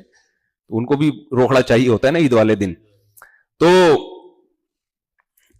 پھر کیا ہے, افطاری میں آپ دیکھو نماز کا ٹائم رکھ دیا, ادھر کھایا ہے آپ نے اور مغرب کی اذان. پھر عام دنوں میں 5 نمازیں فرض ہیں, رمضان میں بھائی 4 ہو جاتی, لیکن تراویح کی نماز الگ سے رکھ دی. تو کتنی ٹینشن, میجورٹی مسلمانوں میں یہ سب کچھ کر رہی ہوتی ہے. تو موٹیویشن 1400 سال پہلے ملی, اور جو مذہب تھا وہ 1400 سال پہلے آیا, اور اس کی تعلیمات پوری دنیا میں ایسے چمک رہی ہیں کہ پریکٹیکل لائف میں نظر بھی آ رہی ہیں, وہ نظر بھی آ رہی ہیں. بھائی یہ سچے پیغمبر کے بغیر یہ ممکن نہیں ہے. معاذ اللہ کسی جھوٹے شخص پر لوگ ایسا جمع نہیں ہو سکتے. زنا ہماری سوسائٹی میں کم ہے, غیر مسلموں میں زیادہ ہے. زنا سے بچنا آسان نہیں ہے, اور نکاح کتنی مشکل چیز ہے بھائی. ساری زندگی کے لیے ایک عورت کی ذمہ داری اٹھا. ابھی کل کی بات ہے, یہاں شاید وہ آئے بھی ہوں بیان میں, وہ کسی کنٹری کا واقعہ سنا رہے تھے, کسی مغربی کے کوئی اسسٹنٹ تھی, اس نے پوچھا کہ مسلمانوں کا پوچھا نا کہ تمہاری وائف کیوں نہیں جاب کر رہی. اس نے کہا ہماری وائف تو گھر میں پیڑے کھاتی ہے بیٹھ کے. یہ میں اپنا دکھ استغفر اللہ, یعنی انہوں نے تو پیڑے کا لفظ استعمال نہیں کیا, یعنی ہم سب کے وائفیں پیڑی یعنی اچھے ہیں, وہ خواتین بھی سن رہی ہیں الحمدللہ پیڑے کھا رہی ہیں, اللہ ان کو اور توفیق دے کھانے کی. شادی شدہ تو دل جلا ہوتا ہے نا. تو یعنی کمانے کی ساری ذمہ داری کس کے کندھوں پر ہے, مرد کے. تو وہ کہتے ہیں وہ گوری اتنی حیران ہوئی کہ تمہاری وائف کرتی ہے, بچے پالتی ہے, صرف بچے ہی پالتی ہے, یعنی ان کے تو بچے بھی پالے گی اور جاب بھی کرے گی. بچے پالنا بھی آسان کام نہیں ہے, یہ بھی ٹینشن والا کام ہے. ایک دن آپ پال کے دیکھ لو تو دماغ سیٹ ہو جاتا ہے آدمی کا. ایک دفعہ بندہ 3 بچیوں کو لایا میرے پاس گود میں اٹھا کے, مفتی صاحب میری شادی کرا دو, شادی کرا دو, میری بیوی بھاگ گئی ہے. ایسے رو رہا تھا. کہہ رہا میں نے کہا 2 دن میں تجھے دن میں تارے نظر آ گئے نا, 2 دن میں. تو لیکن اس سوسائٹی نے کتنی ذمہ داریاں ڈال دی. تو کہہ رہے ہیں وہ کماتی بھی, وہ بہت حیران ہو رہی تھی کہ کوئی اس کا یعنی سارا خرچہ تمہارے ذمہ. کہتے ہیں ہاں, اور ماں باپ کو بھی ہم ہی, بہن بھائیوں کو بھی جو بے روزگار ہوتے ہیں ان کو بھی مرد پال رہا ہوتا ہے, بیوی بچوں کو بھی کھلا رہا ہوتا ہے. تو کہاں سے کہاں بات چلی گئی. نبی یہ سب کس کے آرڈر پہ ہے بھائی؟ اسلام نے. اسلام اگر آرڈر نہ دیتا تو ہم پاگل ہیں. کیا خیال ہے بھائی؟ شادی پہ اتنے لطیفے بنے ہوئے ہیں تو ہم پاگل ہیں. انگریز پاگل نہیں ہے, تبھی 50-55 میں جا کے کرتا ہے شادی. وہ 18 سال میں سوچ بھی نہیں سکتا شادی کا, وہ 50-55 میں جا کے اس لیے کرتے ہیں. وہ کہتے ہیں تم تو پاگل ہو, ہم پاگل تھوڑی ہے. لائف کو انجوائے کرو, اتنی گرل فرینڈ ان کی اور دوستیاں, اور 50 میں جب بڈھے ہو جاتے ہیں نا تسلی سے 55-60 میں جا کے کہتے ہیں چلو یار کوئی شریک حیات ہونا چاہیے. ابے حیات تمہاری گزر گئی, اب شریک کی کیا ضرورت ہے. یہ ایسے ہی جب آپ کے پاس بیلنس تھا انویسٹمنٹ کے لیے, اس وقت آپ نے شرکت پہ بزنس نہیں کیا. اب جب آپ زیرو ہو گئے تو آپ ڈھونڈ رہے ہو کہ پارٹنرشپ پہ ہم بزنس کر لیں بیٹھ کے.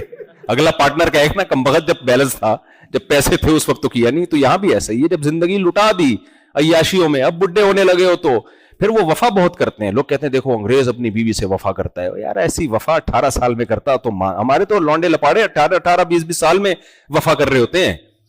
اب اس کلچر کا اثر ہم پہ بھی آ رہا ہے, لیکن میجورٹی ابھی بھی الحمدللہ کیا ہے, محفوظ ہے. کیوں بھائی؟ یہ کس کی تعلیمات ہیں؟ محمد صلی اللہ علیہ وسلم کی. اس حج کو آپ دیکھ لیں, کیا ہلکی عبادت ہے حج؟ 15-20-30 لاکھ روپے خرچ کرنا, کیا مل رہا ہے یہاں پہ؟ ثواب. اس کے علاوہ کچھ بھی نہیں مل رہا, کچھ بھی نہیں. پہلے تو حاجیوں کی عزت بہت ہو جاتی تھی, ساری زندگی حاجی حاجی کہلاتے تھے. اب تو جب سے حاجیوں نے چرس کا کام شروع کیا ہے نا, وہ عزت بھی الحمدللہ.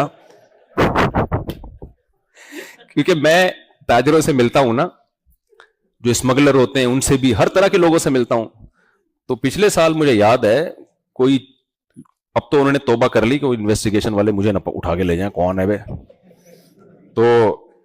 تو میں نے ان سے پوچھا یار بڑے بڑے اسمگلر کا نام بتاؤ, تو حاجی فلاں حاجی فلاں حاجی فلاں, صاحب کے ساتھ کیا لگا ہوا ہے, حاجی الحاج فلاں, جتنے ہیروئن اور چرس کے اسمگلر ہیں سب حاجی. تو اس لیے حاجی کی اب نہ عزت آپ کو کوئی بہت زیادہ ملے گی. اب ویسے بھی حج لوگ کر ہی رہے ہیں, پہلے تو بہت لوگ کم لوگ کیا کرتے تھے. دوسرا کیا ہے, ٹینشن کتنی ہے حج کے 5 دن, کتنا ہی وی آئی پی, کیا وی وی آئی پی حج ہو, آدمی کو ٹینشن ہوتی ہے. کل ایک صاحب آئے حج قران کر رہے تھے, وہ کہہ رہے مفتی صاحب بغلوں سے بو آ رہی ہے بہت, نہا لوں. میں نے کہا بو تو آئے گی بھائی, تو نہا سکتے ہیں صابن کے بغیر, تو خوشبو نہیں لگا سکتے.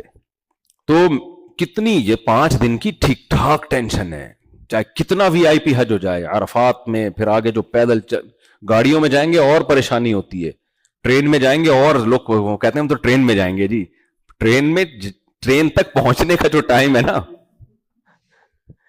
لوگ بڑے خوش ہوتے ہیں. ابھی جہاز میں ایک صاحب مجھ سے ملے کہ میں تو اللہ کا شکر ہے وہاں عرفات سے جب ہم مزدلفہ جائیں گے میں تو ٹرین میں آرام سے جاؤں گا. میں نے کہا ٹرین تو آرام سے مزدلفہ چلی جائے گی, تو ٹرین تک کتنے کیسے آرام سے جائے گا, اکیلا تو تھوڑی جا رہا ہے بھائی ٹرین میں, لاکھوں لوگ اور بھی جا رہے ہیں. تو وہ جو بگدڑ مچتی ہے اسٹیشن پہ اور جو پسو گے وہ الگ ہے. کل میں نے اپنے ایک بڑے بزرگ ہیں جن سے اللہ ان کی عمر میں برکت دے, ان سے میرے تعلق بھی ہے, تو میں نے ان کے ساتھ پرسوں عمرہ کیا. تو عمرے میں کیا ہوا کہ وہ ان کو میں نے دیکھا وہ دھکے کھاتے ہوئے جا رہے ہیں استلام کرنے کے لیے. وہ نہیں استلام, جو حجر اسود کا بوسہ تو احرام میں اس لیے منع کیا جاتا ہے, خوشبو لگی ہوئی ہوتی ہے, رکن یمانی پہ استلام ہوتا ہے. تو ایسے حالانکہ بہت بڑی پرسنالٹی ہیں, لیکن کبھی ادھر دھکے کھا کے جا رہے ہیں, کبھی ادھر آ رہے ہیں. ایک عجیب دیوانہ والا منظر ہوتا ہے, دیوانوں والا منظر ہوتا ہے. تو یہاں آ کے پرسنالٹی آپ کی ایک طرف, سب سے پہلے اللہ آپ سے آپ کا لباس اتروا لیتے ہیں کہ آپ جو 3 پیس سوٹ, ٹائی اور یہ والا کاٹن, یہ کلف اور استری کی کریز اور یہ سب چیزیں بغیر سلا ہوا کپڑا پہننا ہے. احرام اس کپڑے کا نام نہیں ہے, خوب سمجھ لیں. احرام کا مطلب کیا ہے, احرام میں آنے کے بعد سلا ہوا کپڑا نہیں پہن سکتے.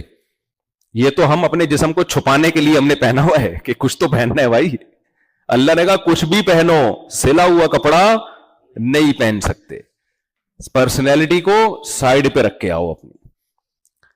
پھر خوشبو نہیں استعمال نہیں کر سکتے, بال نہیں کاٹ سکتے. ابھی تو حج بہت چھوڑے دنوں کا ہو گیا, جب صحابہ کرام حج کے لیے آیا کرتے تھے تو ایسے واقعات تھے, سر میں جوئیں پڑ جاتی تھیں, جوئیں گر رہی ہوتی تھی زمین پہ, اس کو مار نہیں سکتے تھے آپ, جوں کو نہیں مار سکتے. تو اتنا ٹف ہوتا تھا. پھر آنے کے بعد رش میں کیسے طواف کیا جاتا ہے اللہ کے گھر, صفا مروہ کی سعی کی جاتی ہے, کنکریاں ماری جاتی ہیں. کیا ہے بھائی, کوئی گورا ہم سے پوچھے کیوں مار رہے ہو بھائی؟ یہ جو 3 پتھر لگے ہوئے ہیں, جس کو چھوٹا شیطان, درمیانہ شیطان, بڑا شیطان, یہ شیطان نہیں ہے. شیطان سارے بڑے ہی ہوتے ہیں, چھوٹے شیطان نہیں ہوتے. یہ تو صرف ایک نشانی سعودی گورنمنٹ نے لگائی ہوئی ہے, پتھر لگائے ہوئے ہیں. یہاں شیطان نمودار ہوا تھا حضرت ابراہیم علیہ السلام کو بہکانے کے لیے, اب نہیں ہے, اب ایک یادگار ہے, ابراہیم علیہ السلام کی سنت ہے. تو ہم یہ کام کرنے کے لیے کوئی 20 لاکھ کوئی 30 لاکھ روپے خرچ کر رہے ہیں یہاں کہ ہم نے بیت اللہ کے گرد 7 چکر لگانے ہیں, پھر صفا مروہ کی سعی کرنی ہے.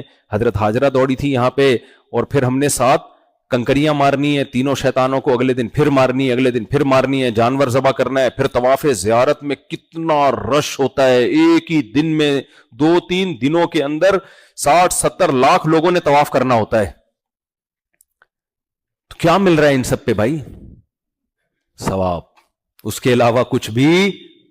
تو اس ثواب کے لیے جسمانی محنت بھی اور پیسوں کی قربانی بھی, بھائی یہ سچے پیغمبر کی موٹیویشن سے ایسا ہو سکتا ہے. جھوٹ تھوڑے دنوں تک چلتا ہے, اس کے بعد جھوٹ میں اتنی پاور نہیں ہے کہ وہ یہ سب کچھ کرا لے آپ کو. جھوٹ میں اتنی طاقت نہیں ہے. کچھ تو تھا محمد صلی اللہ علیہ وسلم کے پاس, کچھ تو تھا نا. کہ 23 سال کے ٹائم پہ وہ کچھ کر کے چلے گئے جو بڑے بڑے پروفیسر، یونیورسٹیوں کے لیکچرار، بڑے بڑے موٹیویشنل اسپیکر صدیوں میں نہیں کر پائے. وہ اتنا بڑا انقلاب لے آئے. اور حقوق کس کے بیان کیے جا رہے ہیں سب سے زیادہ؟ اللہ کے حقوق، اس کے بعد والدین کے حقوق. میں ایک بات اکثر بیان کرتا ہوں، بس سمیٹتا ہوں بات کو جلدی سے. آج پوری دنیا میں تنظیمیں بنی ہوئی ہیں خواتین کے حقوق کی بھی، مردوں کے حقوق کی کے تو ویسے نہیں ہے لیکن ہونی چاہیے. تو اس لیے نہیں ہے کہ مرد کہتے ہیں طاقتور ہے تو وہ اپنے حقوق خود ہی لے لیتا ہے. بچوں کے حقوق، جانوروں کے حقوق، ماں باپ کے حقوق پر دیکھیے کوئی تنظیم آپ نے. تبھی ان کنٹریز میں ماں باپ کا ٹھکانہ اولڈ ہاؤس. ہمارے نبی کی تعلیمات گورے کی تعلیمات سے ڈیفرنٹ ہیں. ہمارے نبی نے بتایا سب سے پہلے اس کا حق ہے جس نے تمہیں بنایا، اور خالی پیلی کا حق نہیں ہے. 5 ٹائم نماز پڑھنی ہے اس کے لیے جو نبی نے خود پڑھی ہے. 5 ٹائم نماز پوری زندگی پڑھنی ہے. اذان رکھی اس کے لیے. پھر رمضان کے 1 مہینے کے روزے. پھر آپ نے زکوٰۃ کا نظام قائم کیا. اور کمال کی بات یہ اپنے اوپر زکوٰۃ لینا حرام کر دیا. میں اگر چندے کے فضائل بیان کر رہا ہوں بھائی خرچ کیا کرو تو آپ سمجھ جائیں گے مفتی صاحب کی کوئی لگتا ہے اپنی مسجد زیر تعمیر ہے اس لیے آج بہت صدقات و خیرات پر بیان ہو رہا ہے. اگر میں ہدیے پر بیان کروں علماء کو ہدیہ دیا کرو، آپ کہیں گے لگتا ہے مفتی صاحب 4 کر کے چوڑے میں آ گئے ہیں. آج ہدیے کے فضائل بیان کر رہے ہیں، لگتا ہے مفتی صاحب کو بھی کوئی گفٹ خیال آ سکتا ہے نا. نبی صلی اللہ علیہ وسلم نے زکوٰۃ کو اسلام کا رکن قرار دیا. اتنا اہم رکن کہ اس کے بغیر اسلام کمپلیٹ نہیں ہوتا. اور بتا دیا کہ میرے اور میرے خاندان پر یہ زکوٰۃ حرام ہے، ہم نہیں لے سکتے قیامت تک. سید کو زکوٰۃ دینے سے ادا ہوتی ہے؟ نہیں ہوتی. سمجھ میں آ رہی ہے کہ نہیں آ رہی ہے؟ اپنے اوپر اپنے لیے کیا کر دیا تو یہ دوسروں کے لیے کیا ہے آپ نے. بھائی یہ موٹیویشن ہلکی موٹیویشن نہیں ہے. ایسے تھوڑی صحابہ آپ نے جانے کٹائی ہیں، جنگ کے میدانوں میں آپ آگے آگے ہیں. آپ ہمیں حکم دیا کہ 12-13 گھنٹے کا روزہ، خود 24-24 گھنٹے کے روزے رکھ رہے ہیں. آپ صلی اللہ علیہ وسلم نے حج قران کیا نا. ایک صاحب کہنے لگے بھئی یہ قران کیسے افضل ہو گیا؟ حج قران جس میں ایک ہی احرام میں عمرہ اور حج ہوتا ہے. تو دوسروں کو تمتع کا حکم دیا، آسانی، اس میں آسانی ہے. خود مشکل چیز. دوسروں کو اجازت دی مال رکھ بھی سکتے ہو، بلکہ اتنا مال صدقہ نہ کرو کہ کل دوسروں کے سامنے ہاتھ پھیلانا پڑے. کتنے صحابہ اپنے پورے گھر کا مال اٹھا کے لے آتے تھے. آپ نے فرمایا نہ، اپنے لیے. کعب بن مالک نے جب توبہ کی ہے، ایک غلطی ہوئی تھی ان سے، تو انہوں نے کہا یا رسول اللہ سارا مال اللہ کی راہ میں صدقہ. فرمایا نہ سارا نہیں، اپنے بیوی بچوں کے لیے، اپنے گھر کے لیے رکھو.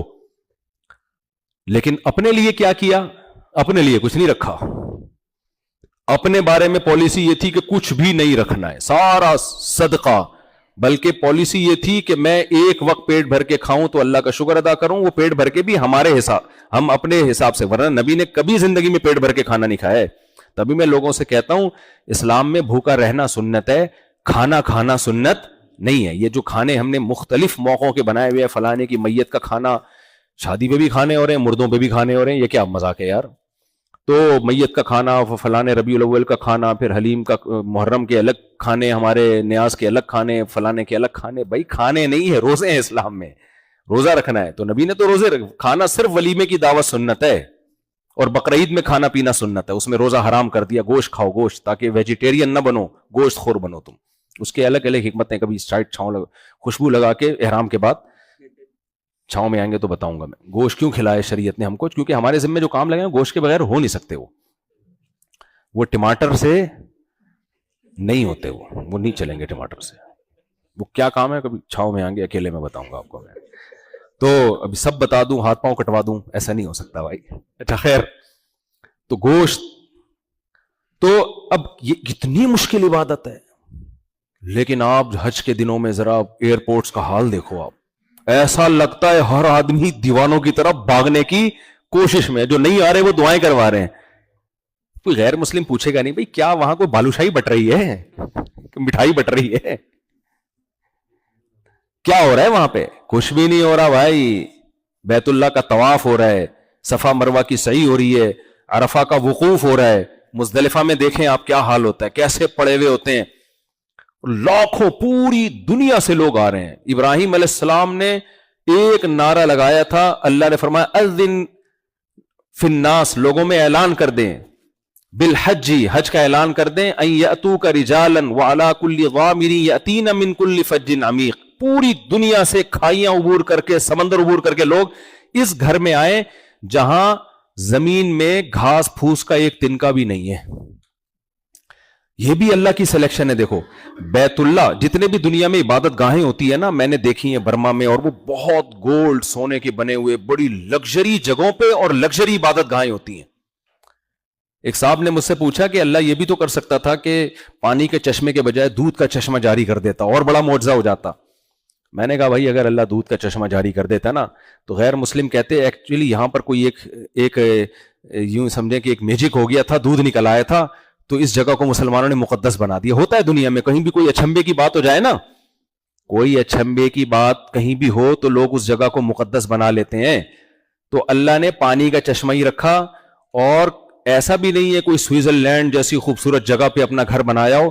تو اگر ایسا ہوتا تو لوگ کیا کہتے ہیں، ابے بھائی یہ جگہ لوکیشن کے لحاظ سے جزیرے عرب میں بڑی خوبصورت تھی، تو کسی کے دماغ میں خیال آئے اس کو عبادت گاہ بنا دو. ایسی جگہ پہ بنایا ہے نا کہ اس میں اللہ کے علاوہ کسی انسان کا دخل ہو ہی نہیں. یہ اللہ کی سلیکشن ہی ہو سکتی ہے. ایسی جگہ جہاں کوئی رہنا پسند نہ کرتا ہو، ریگستان ہو چاروں طرف. یہ تو اب پٹرول نکل گیا تو نیشنلٹی کے لیے لوگ آ رہے ہیں، ورنہ سعودی حکومت پہلے نیشنلٹی دے بھی رہی ہوتی تھی، لوگ کہہ رہے تھے ہمیں نہیں چاہیے. کتنے لوگ پرانے میں ملے جو کہتے ہیں ہمیں ہمارے دادے کو سعودی حکومت نے بلایا نیشنلٹی لے لو، ہمارے دادا نے بولا نہیں مجھے ضرورت نہیں ہے. یہ تو سب تیل مل نکل گئے، یہ تو یہ ہو گیا، ورنہ کون رہنا چاہتا تھا بھائی یہاں؟ صدیوں سے تو یہ جگہ بیابان تھی، ریگستان، پانی سب سے مشکل. ایسی جگہ پہ اللہ نے، یہ انسان کی سلیکشن بولو نہیں ہو سکتی. تو ابراہیم علیہ السلام کو اشکال تھا یہاں آئے گا کون؟ تو اللہ نے کہا آپ اعلان کر دو، آپ کا اعلان میں آسمانی کتاب میں چلا دوں گا. تو پھر آپ اگر زندہ ہوئے نا، اس وقت آپ بولو گے کہ یہاں کون ہے جو نہیں آئے گا. اور اللہ کے قرآن کے الفاظ کیا ہیں کہ دل کھینچے چلے آتے ہیں اس کی طرف. کیا ہے وہ قرآن کی آیت؟ وَجْعَلْ أَفْئِدَةَ النَّاسِ تَهْوِي إِلَيْهِمْ. ہوا یہوی کہتے ہیں پہاڑ کا پتھر سے لڑکنا. کوئی چیز لڑک کے نیچے گزرتی ہے نیچے، تو پہاڑ کا پتھر کیسے رولنگ کرتے ہوئے طاقت سے زمین پہ آتا ہے. ایسے لوگوں کے دل اس گھر کی زیارت کے لیے آئیں گے کہ ان کو روکنا مشکل ہوگا. تبھی سعودی حکومت کتنی، کل ڈگی سے نکلے ہیں کتنے لوگ اللیگل حج کر رہے تھے، ڈگی سے نکلے. گورنمنٹ کے لیے مصیبت بن گئی ہے بھائی، اللیگل کیسے روکیں؟ بیابان سے آ رہے ہیں، پہاڑوں سے آ رہے ہیں، ادھر سے آ رہے ہیں، ادھر سے آ رہے ہیں، گھننے بن کے جا رہے ہیں. پینٹ شرٹ میں جاتے ہیں، عرفات میں کپڑے چینج کر لیتے ہیں کہ دم دے دیں گے، بھاگے چل. یہ لیگل ٹھیک نہیں ہے، میں حوصلہ افزائی نہیں کر رہا، لیکن اتنی بات تو ہے نا کہ دلوں میں اللہ نے ایسی محبت. چار دیواری ہے، کوئی بالو شاہی نہیں بٹ رہی ہے وہاں پہ، کوئی بریانی کی دیگیں، کوئی لنگر نہیں، کوئی دیگ نہیں ہے جو ڈھکن کھلے گا اتنے بجے سارے عرفات پہنچ جاؤ. کہ عرفات میں ایسی بریانی ملنے والی ہے جو آپ نے کبھی کھائی نہیں ہوگی. ڈھکن کھلے، کچھ بھی نہیں ہے، کھلا میدان، کچھ بھی نہیں ہے. ہمارے نبی گئے تھے اور دعائیں مانگی تھی وہاں جا کے. تو یہ سب کچھ میرے بھائی یہ کون کر رہا ہے؟ اللہ کر رہا ہے، یہ بتانے کے لیے کہ جیسے اس کائنات کو دیکھو گے تو میرا ہونے کا تمہیں یقین آ جائے گا، ایسے ہی جب اسلام کو دیکھو گے تو محمد صلی اللہ علیہ وسلم کے پیغمبر ہونے کا بھی تمہیں یقین آ جائے گا. تو پھر ان کی تعلیمات کو بھی تمہیں فالو کرنا پڑے گا. تو اب بس بات کو سچی مچی میں سمیٹ کے ختم کر رہا ہوں. کئی دفعہ یہ لفظ بول چکا ہوں لیکن بات بڑھتی چلے. آپ لوگوں نے کون سا کوئی کہیں جانا ہے؟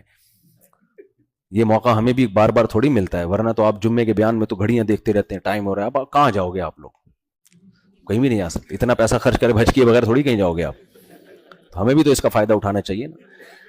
تو اب دیکھو اللہ نے تو حجت تمام کر دی ہے. اب ہمارے ذمے کیا ہے؟ پوری زندگی اسلام کو اپنی پوری زندگی میں لے کر آئیں، پورے اسلام کو لے کر آئیں.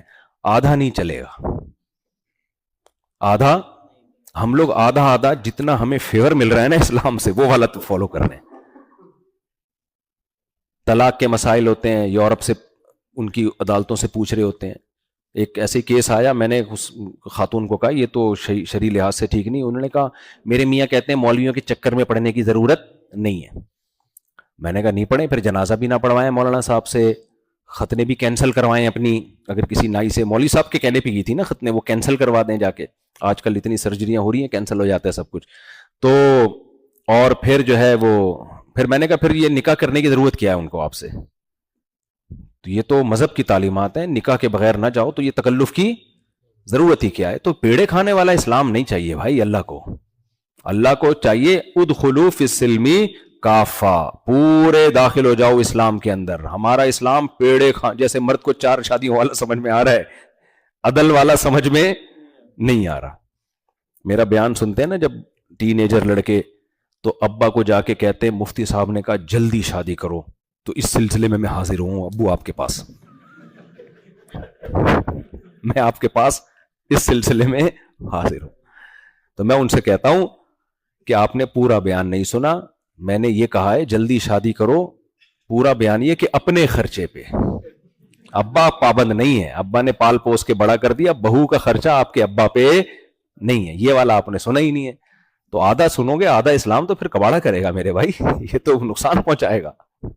تو عورتیں ہماری کیا کر رہی ہیں, پردہ نہیں کر رہی, حج بھی کر لیتی ہیں, عمرہ بھی کر لیتی ہیں, اچھی بات ہے, اس کا اپنا ثواب ہے, بہت بڑی برکت ہے. حج اسلام کا رکن ہے, بار بار اللہ توفیق دے. حج زیادہ کرنے میں کوئی حرج نہیں ہے. کچھ لوگ کہتے ہیں نہیں یہ ایک دفعہ ہو گیا کافی ہے, باقی پیسے غریبوں کو صدقہ کر دو. بھائی وہ بھی کرو, وہ ایک الگ عبادت ہے. اگر اللہ اپنے گھر کی زیارت کی توفیق دے رہا ہے وہ ایک الگ عبادت ہے. حضرت حسن نے 20 حج کیے ہیں, اور پیدل. کوفہ سے آیا کرتے تھے بیت اللہ, اور پیدل حج کرتے تھے. پیدل حج کی زیادہ فضیلت ہے بشرطے کہ جسم میں طاقت ہو. طاقت نہیں ہے تو پھر وہ کام نہیں کرنا چاہیے جو اپنی طاقت سے بڑھ کر ہو. وہ تو پیدل آیا کرتے تھے, اور ہر سال. تو ان کو تو کسی نے نہیں کہا, کوئی کہتا یہ صدقہ کر دیں تو صدقہ بھی کر رہے ہوتے تھے. تو سارے کام کرنے چاہیے. حج بہت بڑی عبادت ہے, چھوٹی عبادت نہیں ہے, کیونکہ یہ بالکل یونیک ہے, یہ عام عبادتوں سے بالکل ہٹ کے ہے. یہ دیوانوں والی محبت کے بغیر ہو نہیں سکتا. نماز تو ایک اور پرسنالٹی, آپ خوشبو لگا کے صاف ستھرے ہو کے آتے ہیں نا, وہ تو اور صاف ستھرا کرتی ہے آپ کو, اور اس میں تو جائز بھی نہیں ہے. کچا پیاز بھی کھایا ہو تو مسجد میں گھسنے پر اللہ نے پابندی لگا دی ہے, اتنی اسمیل بھی برداشت نہیں ہے.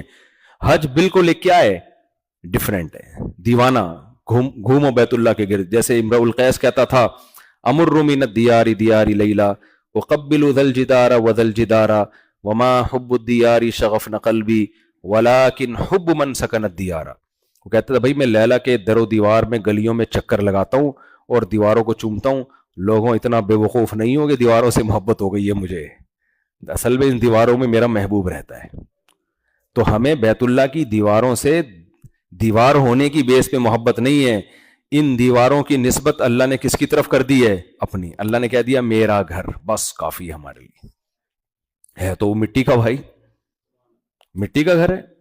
اللہ اگر یہ کہتا ہے کہ میرا نہیں ہے تو ہمارے لیے ایک یادگار عمارت ہوتی, بس ایک عجائب گھر میں دیکھ کے ٹکٹ لگا لیتے, یار ایک پرانی عمارت ہے, بس اس سے زیادہ کوئی حیثیت. لیکن اللہ نے کیا کہہ دیا, بیت اللہ, یہ کس کا گھر ہے, اللہ کا گھر ہے.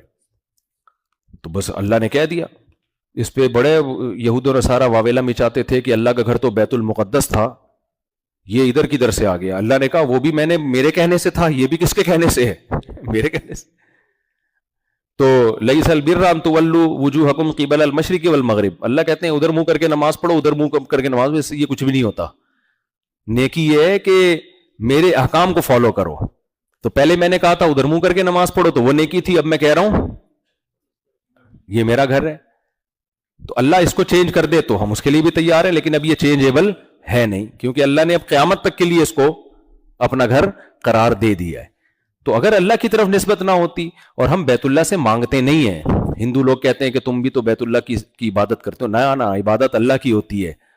اللہ کے گھر کی زیارت اور طواف کرنا الگ چیز ہے.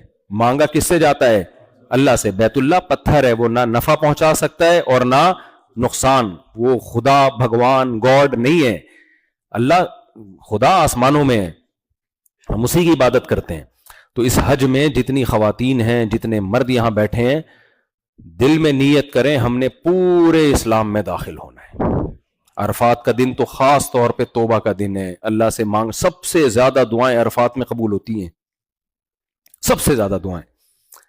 تو اس میں اپنے لیے سب سے زیادہ دعا کیا مانگنی ہے, اللہ مجھے دین کی چلنے پہ توفیق دے دے.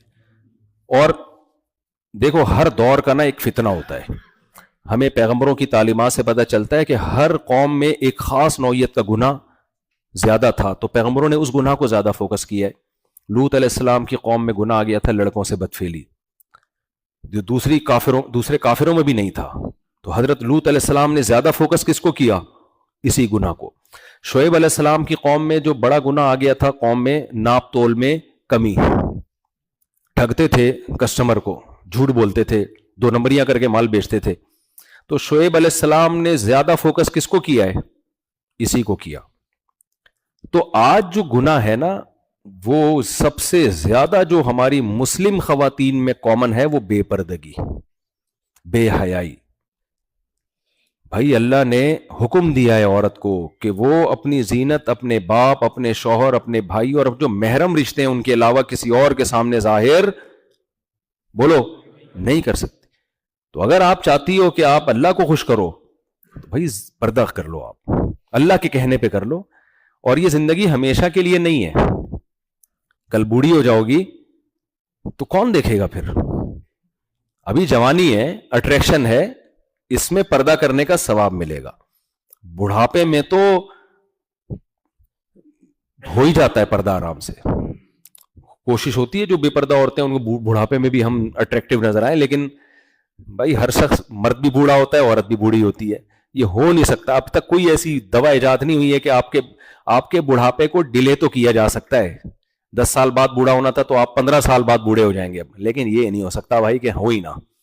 تو جوانی میں اپنی نظر کی حفاظت کر لی, زنا سے بچ گئے, برائیوں سے بچ گئے, شراب کباب سے بچ گئے, بڑھاپا اچھا گزرے گا.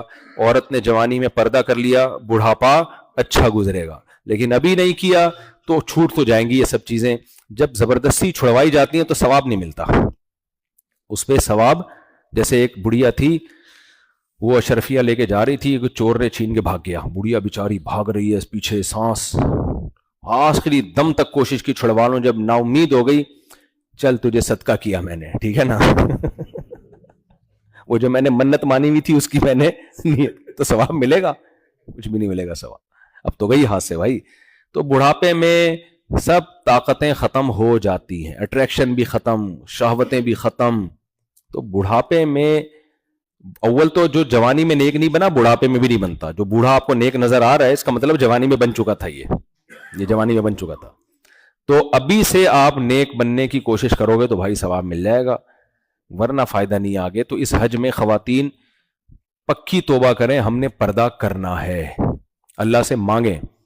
دوسری بات, عورت کے لیے جو اس زمانے میں جو مغربی میڈیا نے جو سب سے بڑی تباہی مچائی ہے نا, اور اب تو ہمارے دیسی لبرل, یہ دیسی لبرل کا لفظ یاد رکھیں, یہ زیادہ خطرناک ہوتے ہیں سچی مچی کے لبرل سے, کیونکہ یہ ان سے آگے 2 ہاتھ آگے جانے کی کوشش کرتے ہیں.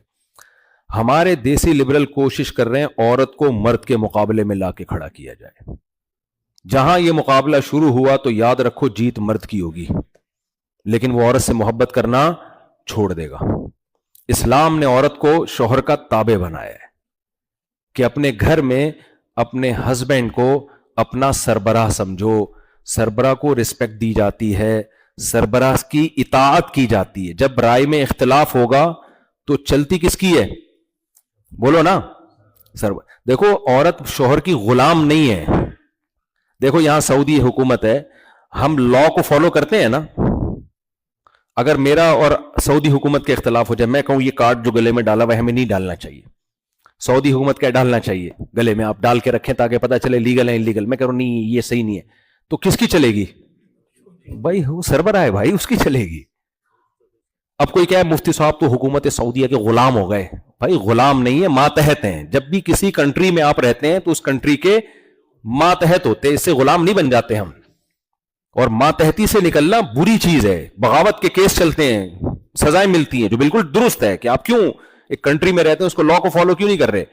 تو گھر بھی ایک چھوٹی سی اسٹیٹ ہے جس میں اللہ نے بیوی سے مشورہ کیے بغیر شوہر کو سربراہ بنا دیا ہے. خواتین کہتی ہیں اس کو کیوں بنایا, تو میں ان سے کہتا ہوں اگر ہم سے مشورہ اللہ لے لیتا, آپ سے لے لیتا, تو پھر اس پہ رائے کا, لیکن اللہ نے اس کو بنا دیا ہے. تو جب بنا دیا ہے تو اللہ کے کہنے پہ اس کو کیا مان لو, بولو نا, سربراہ مان. بھائی جب رائے کا اختلاف ہوگا تو چلے گی کس کی؟ سربراہ کی. بچے باغی ہو رہے ہیں, باپ کے خلاف مت ورغلاؤ, بچوں کو بولو بیٹا میری اور ابا کی رائے میں اختلاف ہوگا تو میں بھی شریعت میں پابند ہوں کہ تمہارے باپ کی مان کے چلوں, تو تم نے بھی کس کی ماننی ہے؟ باپ کی. تو یہ اللہ نے پابند کیا ہے. اب میڈیا میں بہت زیادہ عورت کو باغی بنایا, جس سے طلاقیں ہو رہی ہیں, گھر تباہ ہو رہے ہیں, اور مرد کو اللہ نے پابند کیا اپنی نظر کی حفاظت کرو, تمہارے لیے زندگی میں جو آئی ہے یہ ہے تمہاری, باقی جتنی اڑوس پڑوس میں انٹی ہیں تمہارا ان سے کچھ لینا دینا نہیں ہے. ان کو ٹائم دو, ان کو وقت دو. دوستوں کے ساتھ گٹر کے ڈھکن پہ بیٹھے بیٹھے پوری راتیں گزار دینا, بیوی کے پاس آتے ہو تو موبائل میں لگ جاتے ہو, اس سے بات ہی نہیں کر رہے. ایک صاحب نے, موٹیویشنل اسپیکر ہیں, بڑی اچھی باتیں کرتے ہیں, لیکن صرف اچھی بات نہیں, آپ کو سوسائٹی کا پتا ہونا چاہیے. انہوں نے ایک کلپ ریکارڈ کروایا کہ دیکھیں آج کل خواتین گھر میں میلی کچیلی رہتی ہیں, اور مرد جب گھر میں آتے ہیں تو ان کی اٹریکشن ہی نہیں ہوتی بیوی کی طرف, باہر اتنی پھلجھڑیوں کو دیکھ رہا ہے. میں نے کہا یہ بندہ نیک آدمی معلوم ہوتا ہے, لیکن اس کو کلچر کا نہیں پتا, اس کو کلچر کا نہیں پتا. کلچر یہ ونس اپون اے ٹائم ایسا تھا, آج الٹا ہے. آج عورت کہتی ہے میرا شوہر مجھے لفٹ, میں اس کے لیے تیار بھی ہوتی تو مجھے لفٹ نہیں کراتا, اور وہ باہر بھنگن چمارا نہیں گھوم رہی ہوں گی نا, ادھر منہ مارتا رہے گا یہ جا کے. یہ الٹا معاملہ ہو گیا ہے اب. تو مردوں نے بیوی کو وقت دینا چھوڑ دیا, اس کے ساتھ گپ شپ لگانا, دل لگی کی باتیں کرنا, یہ چھوڑ دیا ہے آدمی نے. تو نبی کی سیرت ہمارے سامنے. حضرت عائشہ رضی اللہ تعالیٰ عنہ کہتی ہیں میں گلاس سے جہاں سے منہ لگا کے پانی پیتی تھی, نبی گھما کے اسی جگہ سے منہ لگا کے پانی پیتے تھے. تو یہ سب بیوی کے لیے محبتیں ہیں بھائی. گرل فرینڈ کا اسلام میں کوئی تصور نہیں ہے, تو آپ کو وفا بھی کرنی پڑے گی, آپ کو اس کا خرچہ اٹھانا پڑے گا. اور کتنا اٹھانا ہے نبی نے ہمیں بتا دیا. آپ اللہ کے سفیر ہیں نا نبی. اب جو نبی کہہ رہے ہیں خود تھوڑی کہہ رہے ہیں, کس کا پیغام پہنچا رہے ہیں؟ اللہ کا. آپ نے فرمایا جو خود کھاتے ہو وہی اس کو کھلاؤ. اس کا مطلب یہ نہیں کہ آپ کو بھنڈی پسند ہے تو بیوی کو بھی بھنڈی کھلائیں آپ. اس کا مطلب ہے جس اسٹینڈرڈ کی خوراک آپ کی ہے وہی اسٹینڈرڈ کس کا ہونا چاہیے؟ بولو, بیگم کا. جس اسٹینڈرڈ کا لباس آپ پہنتے ہو اسی اسٹینڈرڈ کا, بولو. آپ نے گل احمد کے کپڑے پہنے ہیں کبھی؟ بتائیں کوئی ہے جس نے گل احمد کے کپڑے پہنے ہو؟ اسٹینڈرڈ کا ہے نا گل احمد کا. کوئی بھی نہیں جس نے گل احمد کے کپڑے پہنے. آپ نے گل احمد کے کپڑے پہنے؟ آپ نے پہنے گل احمد کے؟ آپ نے گل احمد کے کپڑے پہنے ہیں یا نہیں پہنے ہیں؟ تو جب پہنے تھے تو گل احمد نے کیا پہنا تھا پھر؟ مجھے یہ سوال کا جواب کوئی نہیں دیتا. اب آپ گل احمد کے کپڑے پہن کے گھوم رہے ہو, اس کو کس کے کپڑے پہنائے پھر آپ؟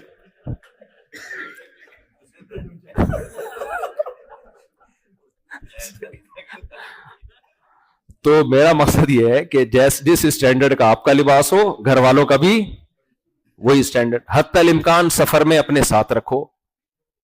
یہ نہیں ہے کہ جی اس کو یہاں چھوڑ دیا پاکستان میں یا انڈیا میں اور پوری دنیا میں گلچھڑے اڑا رہے ہو. اگر گنجائش ہے, نہیں ہے تو پھر ایک مجبوری ہے. تو لوگ تو جان چھڑا رہے ہوتے ہیں, اس کو یہیں رکھو, تھائی لینڈ چلتے ہیں, ٹھیک ہے نا, چائنا چلتے ہیں, ادھر چلتے ہیں, ادھر چلتے ہیں. مجھے لوگ بتاتے ہیں, میں باہر ملکوں میں جاتا ہوں, کہتے ہیں بھائی یہ بیگم کے ساتھ مفتی صاحب ہم نہیں آتے, وہ تو ناک میں دم کر کے رکھ دے گی, وہ تو جینا حرام کر دے گی. تو اللہ نے صاحبہ کہا ہے اس کو, ساتھ رہنے والی. اگر گنجائش ہے, نہیں ہے تو پھر جاب میں آدمی ظاہر ہے, یہاں اقامہ فیس بھی ہے سعودی عرب میں, وہ پھر گنجائش نہیں ہے تو ایک الگ بات ہے. تو اللہ نے گرل فرینڈ کے, انٹیوں کے کوئی حقوق نہیں رکھے, بلکہ ان سے بدتمیزی سے بات کرنے کا حکم دیا. بدتمیزی سے میرا بد اخلاقی نہیں ہے, یعنی اگر وہ فری ہو رہی ہے تو آپ کو فری ہونے کی اجازت نہیں ہے. پھر بچوں کو ٹائم دینا. دیکھو ابھی بچوں کو ٹائم دیا نا تو بچے آپ کے ہوں گے, نہیں دیا یہ بچے باغی بنیں گے آپ کے. لوگ رو رہے ہوتے ہیں آخری عمر میں ہمارے بچے, ہم کو پوچھ بھائی آپ نے جب ان کو آپ کا ٹائم چاہیے تھا تو آپ نے ان کو ذرا بھی لفٹ نہیں کرائی. ان کو ایسے لگتا تھا جیسے جمشید صاحب گھر میں آ رہے ہیں, وہ ان کو لگتا ہی نہیں تھا ڈیڈی پاپا یا ابو آ رہے ہیں. وہ ایک صاحب تھے نا, وہ باہر جاب کرتے تھے, کبھی 2 سال میں چند دنوں کے لیے اپنے گھر جایا کرتے تھے, تو بچے بڑے ہوتے وہ ابا کو پہچانتے ہی نہیں. تو جب گھر آئے تو بچہ جا کے امی سے کہہ رہا ہے امی وہی صاحب جو 2 سال پہلے آئے تھے نا وہی آئے ہوئے ہیں. امی وہی صاحب جو 2 سال پہلے آئے تھے وہی آئے ہوئے ہیں. امی نے کہا بیٹا یہ تمہارے ابا ہیں. تو یہ حالات ہو جاتے ہیں. تو بھائی آپ اپنی ذمہ داری پوری کرو, پھر شریعت ان کو پابند کرتی ہے کہ وہ اپنی ذمہ داری پوری کریں. اللہ تعالیٰ سے دعا ہے اس حج کو اللہ قبول بھی فرمائے اور ہماری زندگی کو 180 ڈگری پہ چینج کرنے کا ذریعہ بنا دیں. جب واپس جائیں تو پورے اسلام میں داخل ہو چکے ہوں. ہمت کر کے داڑھی بھی رکھ لیں. اللہ کے نبی کا حکم ہے, کوئی ٹینشن کی بات نہیں ہے, رشتہ اس سے بھی مل جائے گا, داڑھی سے بھی. ہمت کر لیں, نبی کا حکم ہے آف اللحا, داڑھی بڑھاؤ. تو میرے مقصد کسی بغیر داڑھی والے کی توہین نہیں ہے, اور میں سب کو اپنے سے بہتر سمجھتا ہوں. ہماری داڑھی ہے, لیکن ہو سکتا ہے ہمارے اندر کوئی ایسے اعمال ہوں جو قیامت میں ہم پھنس جائیں, بغیر داڑھی والا نکل جائے. لیکن شریعت نے ہمیں بہرحال قانون کی پابندی کا تو حکم دیا ہے نا. تو قانون ہے, اللہ نے حکم دیا آف اللحا وقص الشوارب, داڑیاں بڑھاؤ, مونچھوں کو کم کرو. آج الٹا حساب کتاب ہو رہا ہے, مونچھوں سے بالٹیاں اٹھائی جا رہی ہیں, باقاعدہ ریکارڈ قائم ہو رہے ہیں. آ رہے ہوتے ہیں یہ مونچھے سے ٹریکٹر کھینچ رہا ہے. وہ پہلے امت اخبار میں ایک پیج ہوتا تھا نا, اسی قسم کی چیزیں آ رہی ہوتی تھی اس میں. تو یہ اللہ کے حکام ہے. سود سے بچنا ہے, زنا سے بچنا ہے, شراب سے بچنا ہے, نماز کی پابندی کرنی ہے, عقیدہ توحید میں کوئی کمپرومائز نہیں ہے. یہ کوئی فرقواریت والا مسئلہ نہیں ہے. صرف یا اللہ مدد چلے گا بھائی اللہ کے یہاں. صرف کس سے مدد مانگنی ہے؟ یہاں آ کے بیت اللہ سے مدد نہیں مانگ سکتے تو اور کیا رہ گیا بھائی؟ پھر اللہ کے گھر سے مدد نہیں مانگ سکتے. اس کا طواف کر رہے ہیں, اس کی دیواروں کو چوم رہے ہیں, لیکن مانگنا کس سے ہے؟ اللہ سے. تو بھائی اللہ کے نبی نے بھی ہمیں یہی سکھایا ہے کہ اللہ کے نبی سے نہیں مانگنا, اللہ سے مانگنا ہے. قبروں پہ سجدے نہیں کرنے. قبر والا وہ بس وہ بار بار سنا چکا ہوں میں. ایک آدمی فالج زدہ تھا, آدھا دھڑ کام نہیں کرتا تھا اس کا نا, تو مجھ سے اس نے فون کیا کہ میں ہر جگہ جا چکا ہوں, ٹھیک نہیں ہو رہا. مجھے کسی نے کہا فلاں بابے کے مزار پہ جاؤ. میں نے کہا اس کے تو دونوں دھڑ کام نہیں کر رہے, بابا کے تو. وہ تمہارا آدھا کیسے ٹھیک کرے گا بھائی؟ میں نے کہا تبھی تو اس کو قبر میں رکھا ہے. تو لیکن یہ ایسی اندھی عقیدت ہے, یہ چھوٹتی نہیں ہے. آپ زمین آسمان کے دم مار لگا دو دلائل کے, مشرک آدمی نہیں چھوڑے گا شرک. اس کی سوئی وہیں آ کے اٹکی رہے گی. یہ توہم پرستی ہے, اس سے نکالو بھائی اپنے آپ کو. اللہ تعالی ہمارے حج کو قبول فرمائے اور اس کو ہماری زندگیاں تبدیل کرنے کا ذریعہ بنائے. الحمدللہ رب العالمین والعاقبۃ للمتقین والصلاة والسلام علی رسولہ الکریم وعلی آلہ وصحبہ اجمعین. ربنا آتنا فی الدنیا حسنۃ وفی الآخرۃ حسنۃ وقنا عذاب النار. صلی اللہ تعالی علی خیر خلقہ محمد وعلی آلہ وصحبہ اجمعین.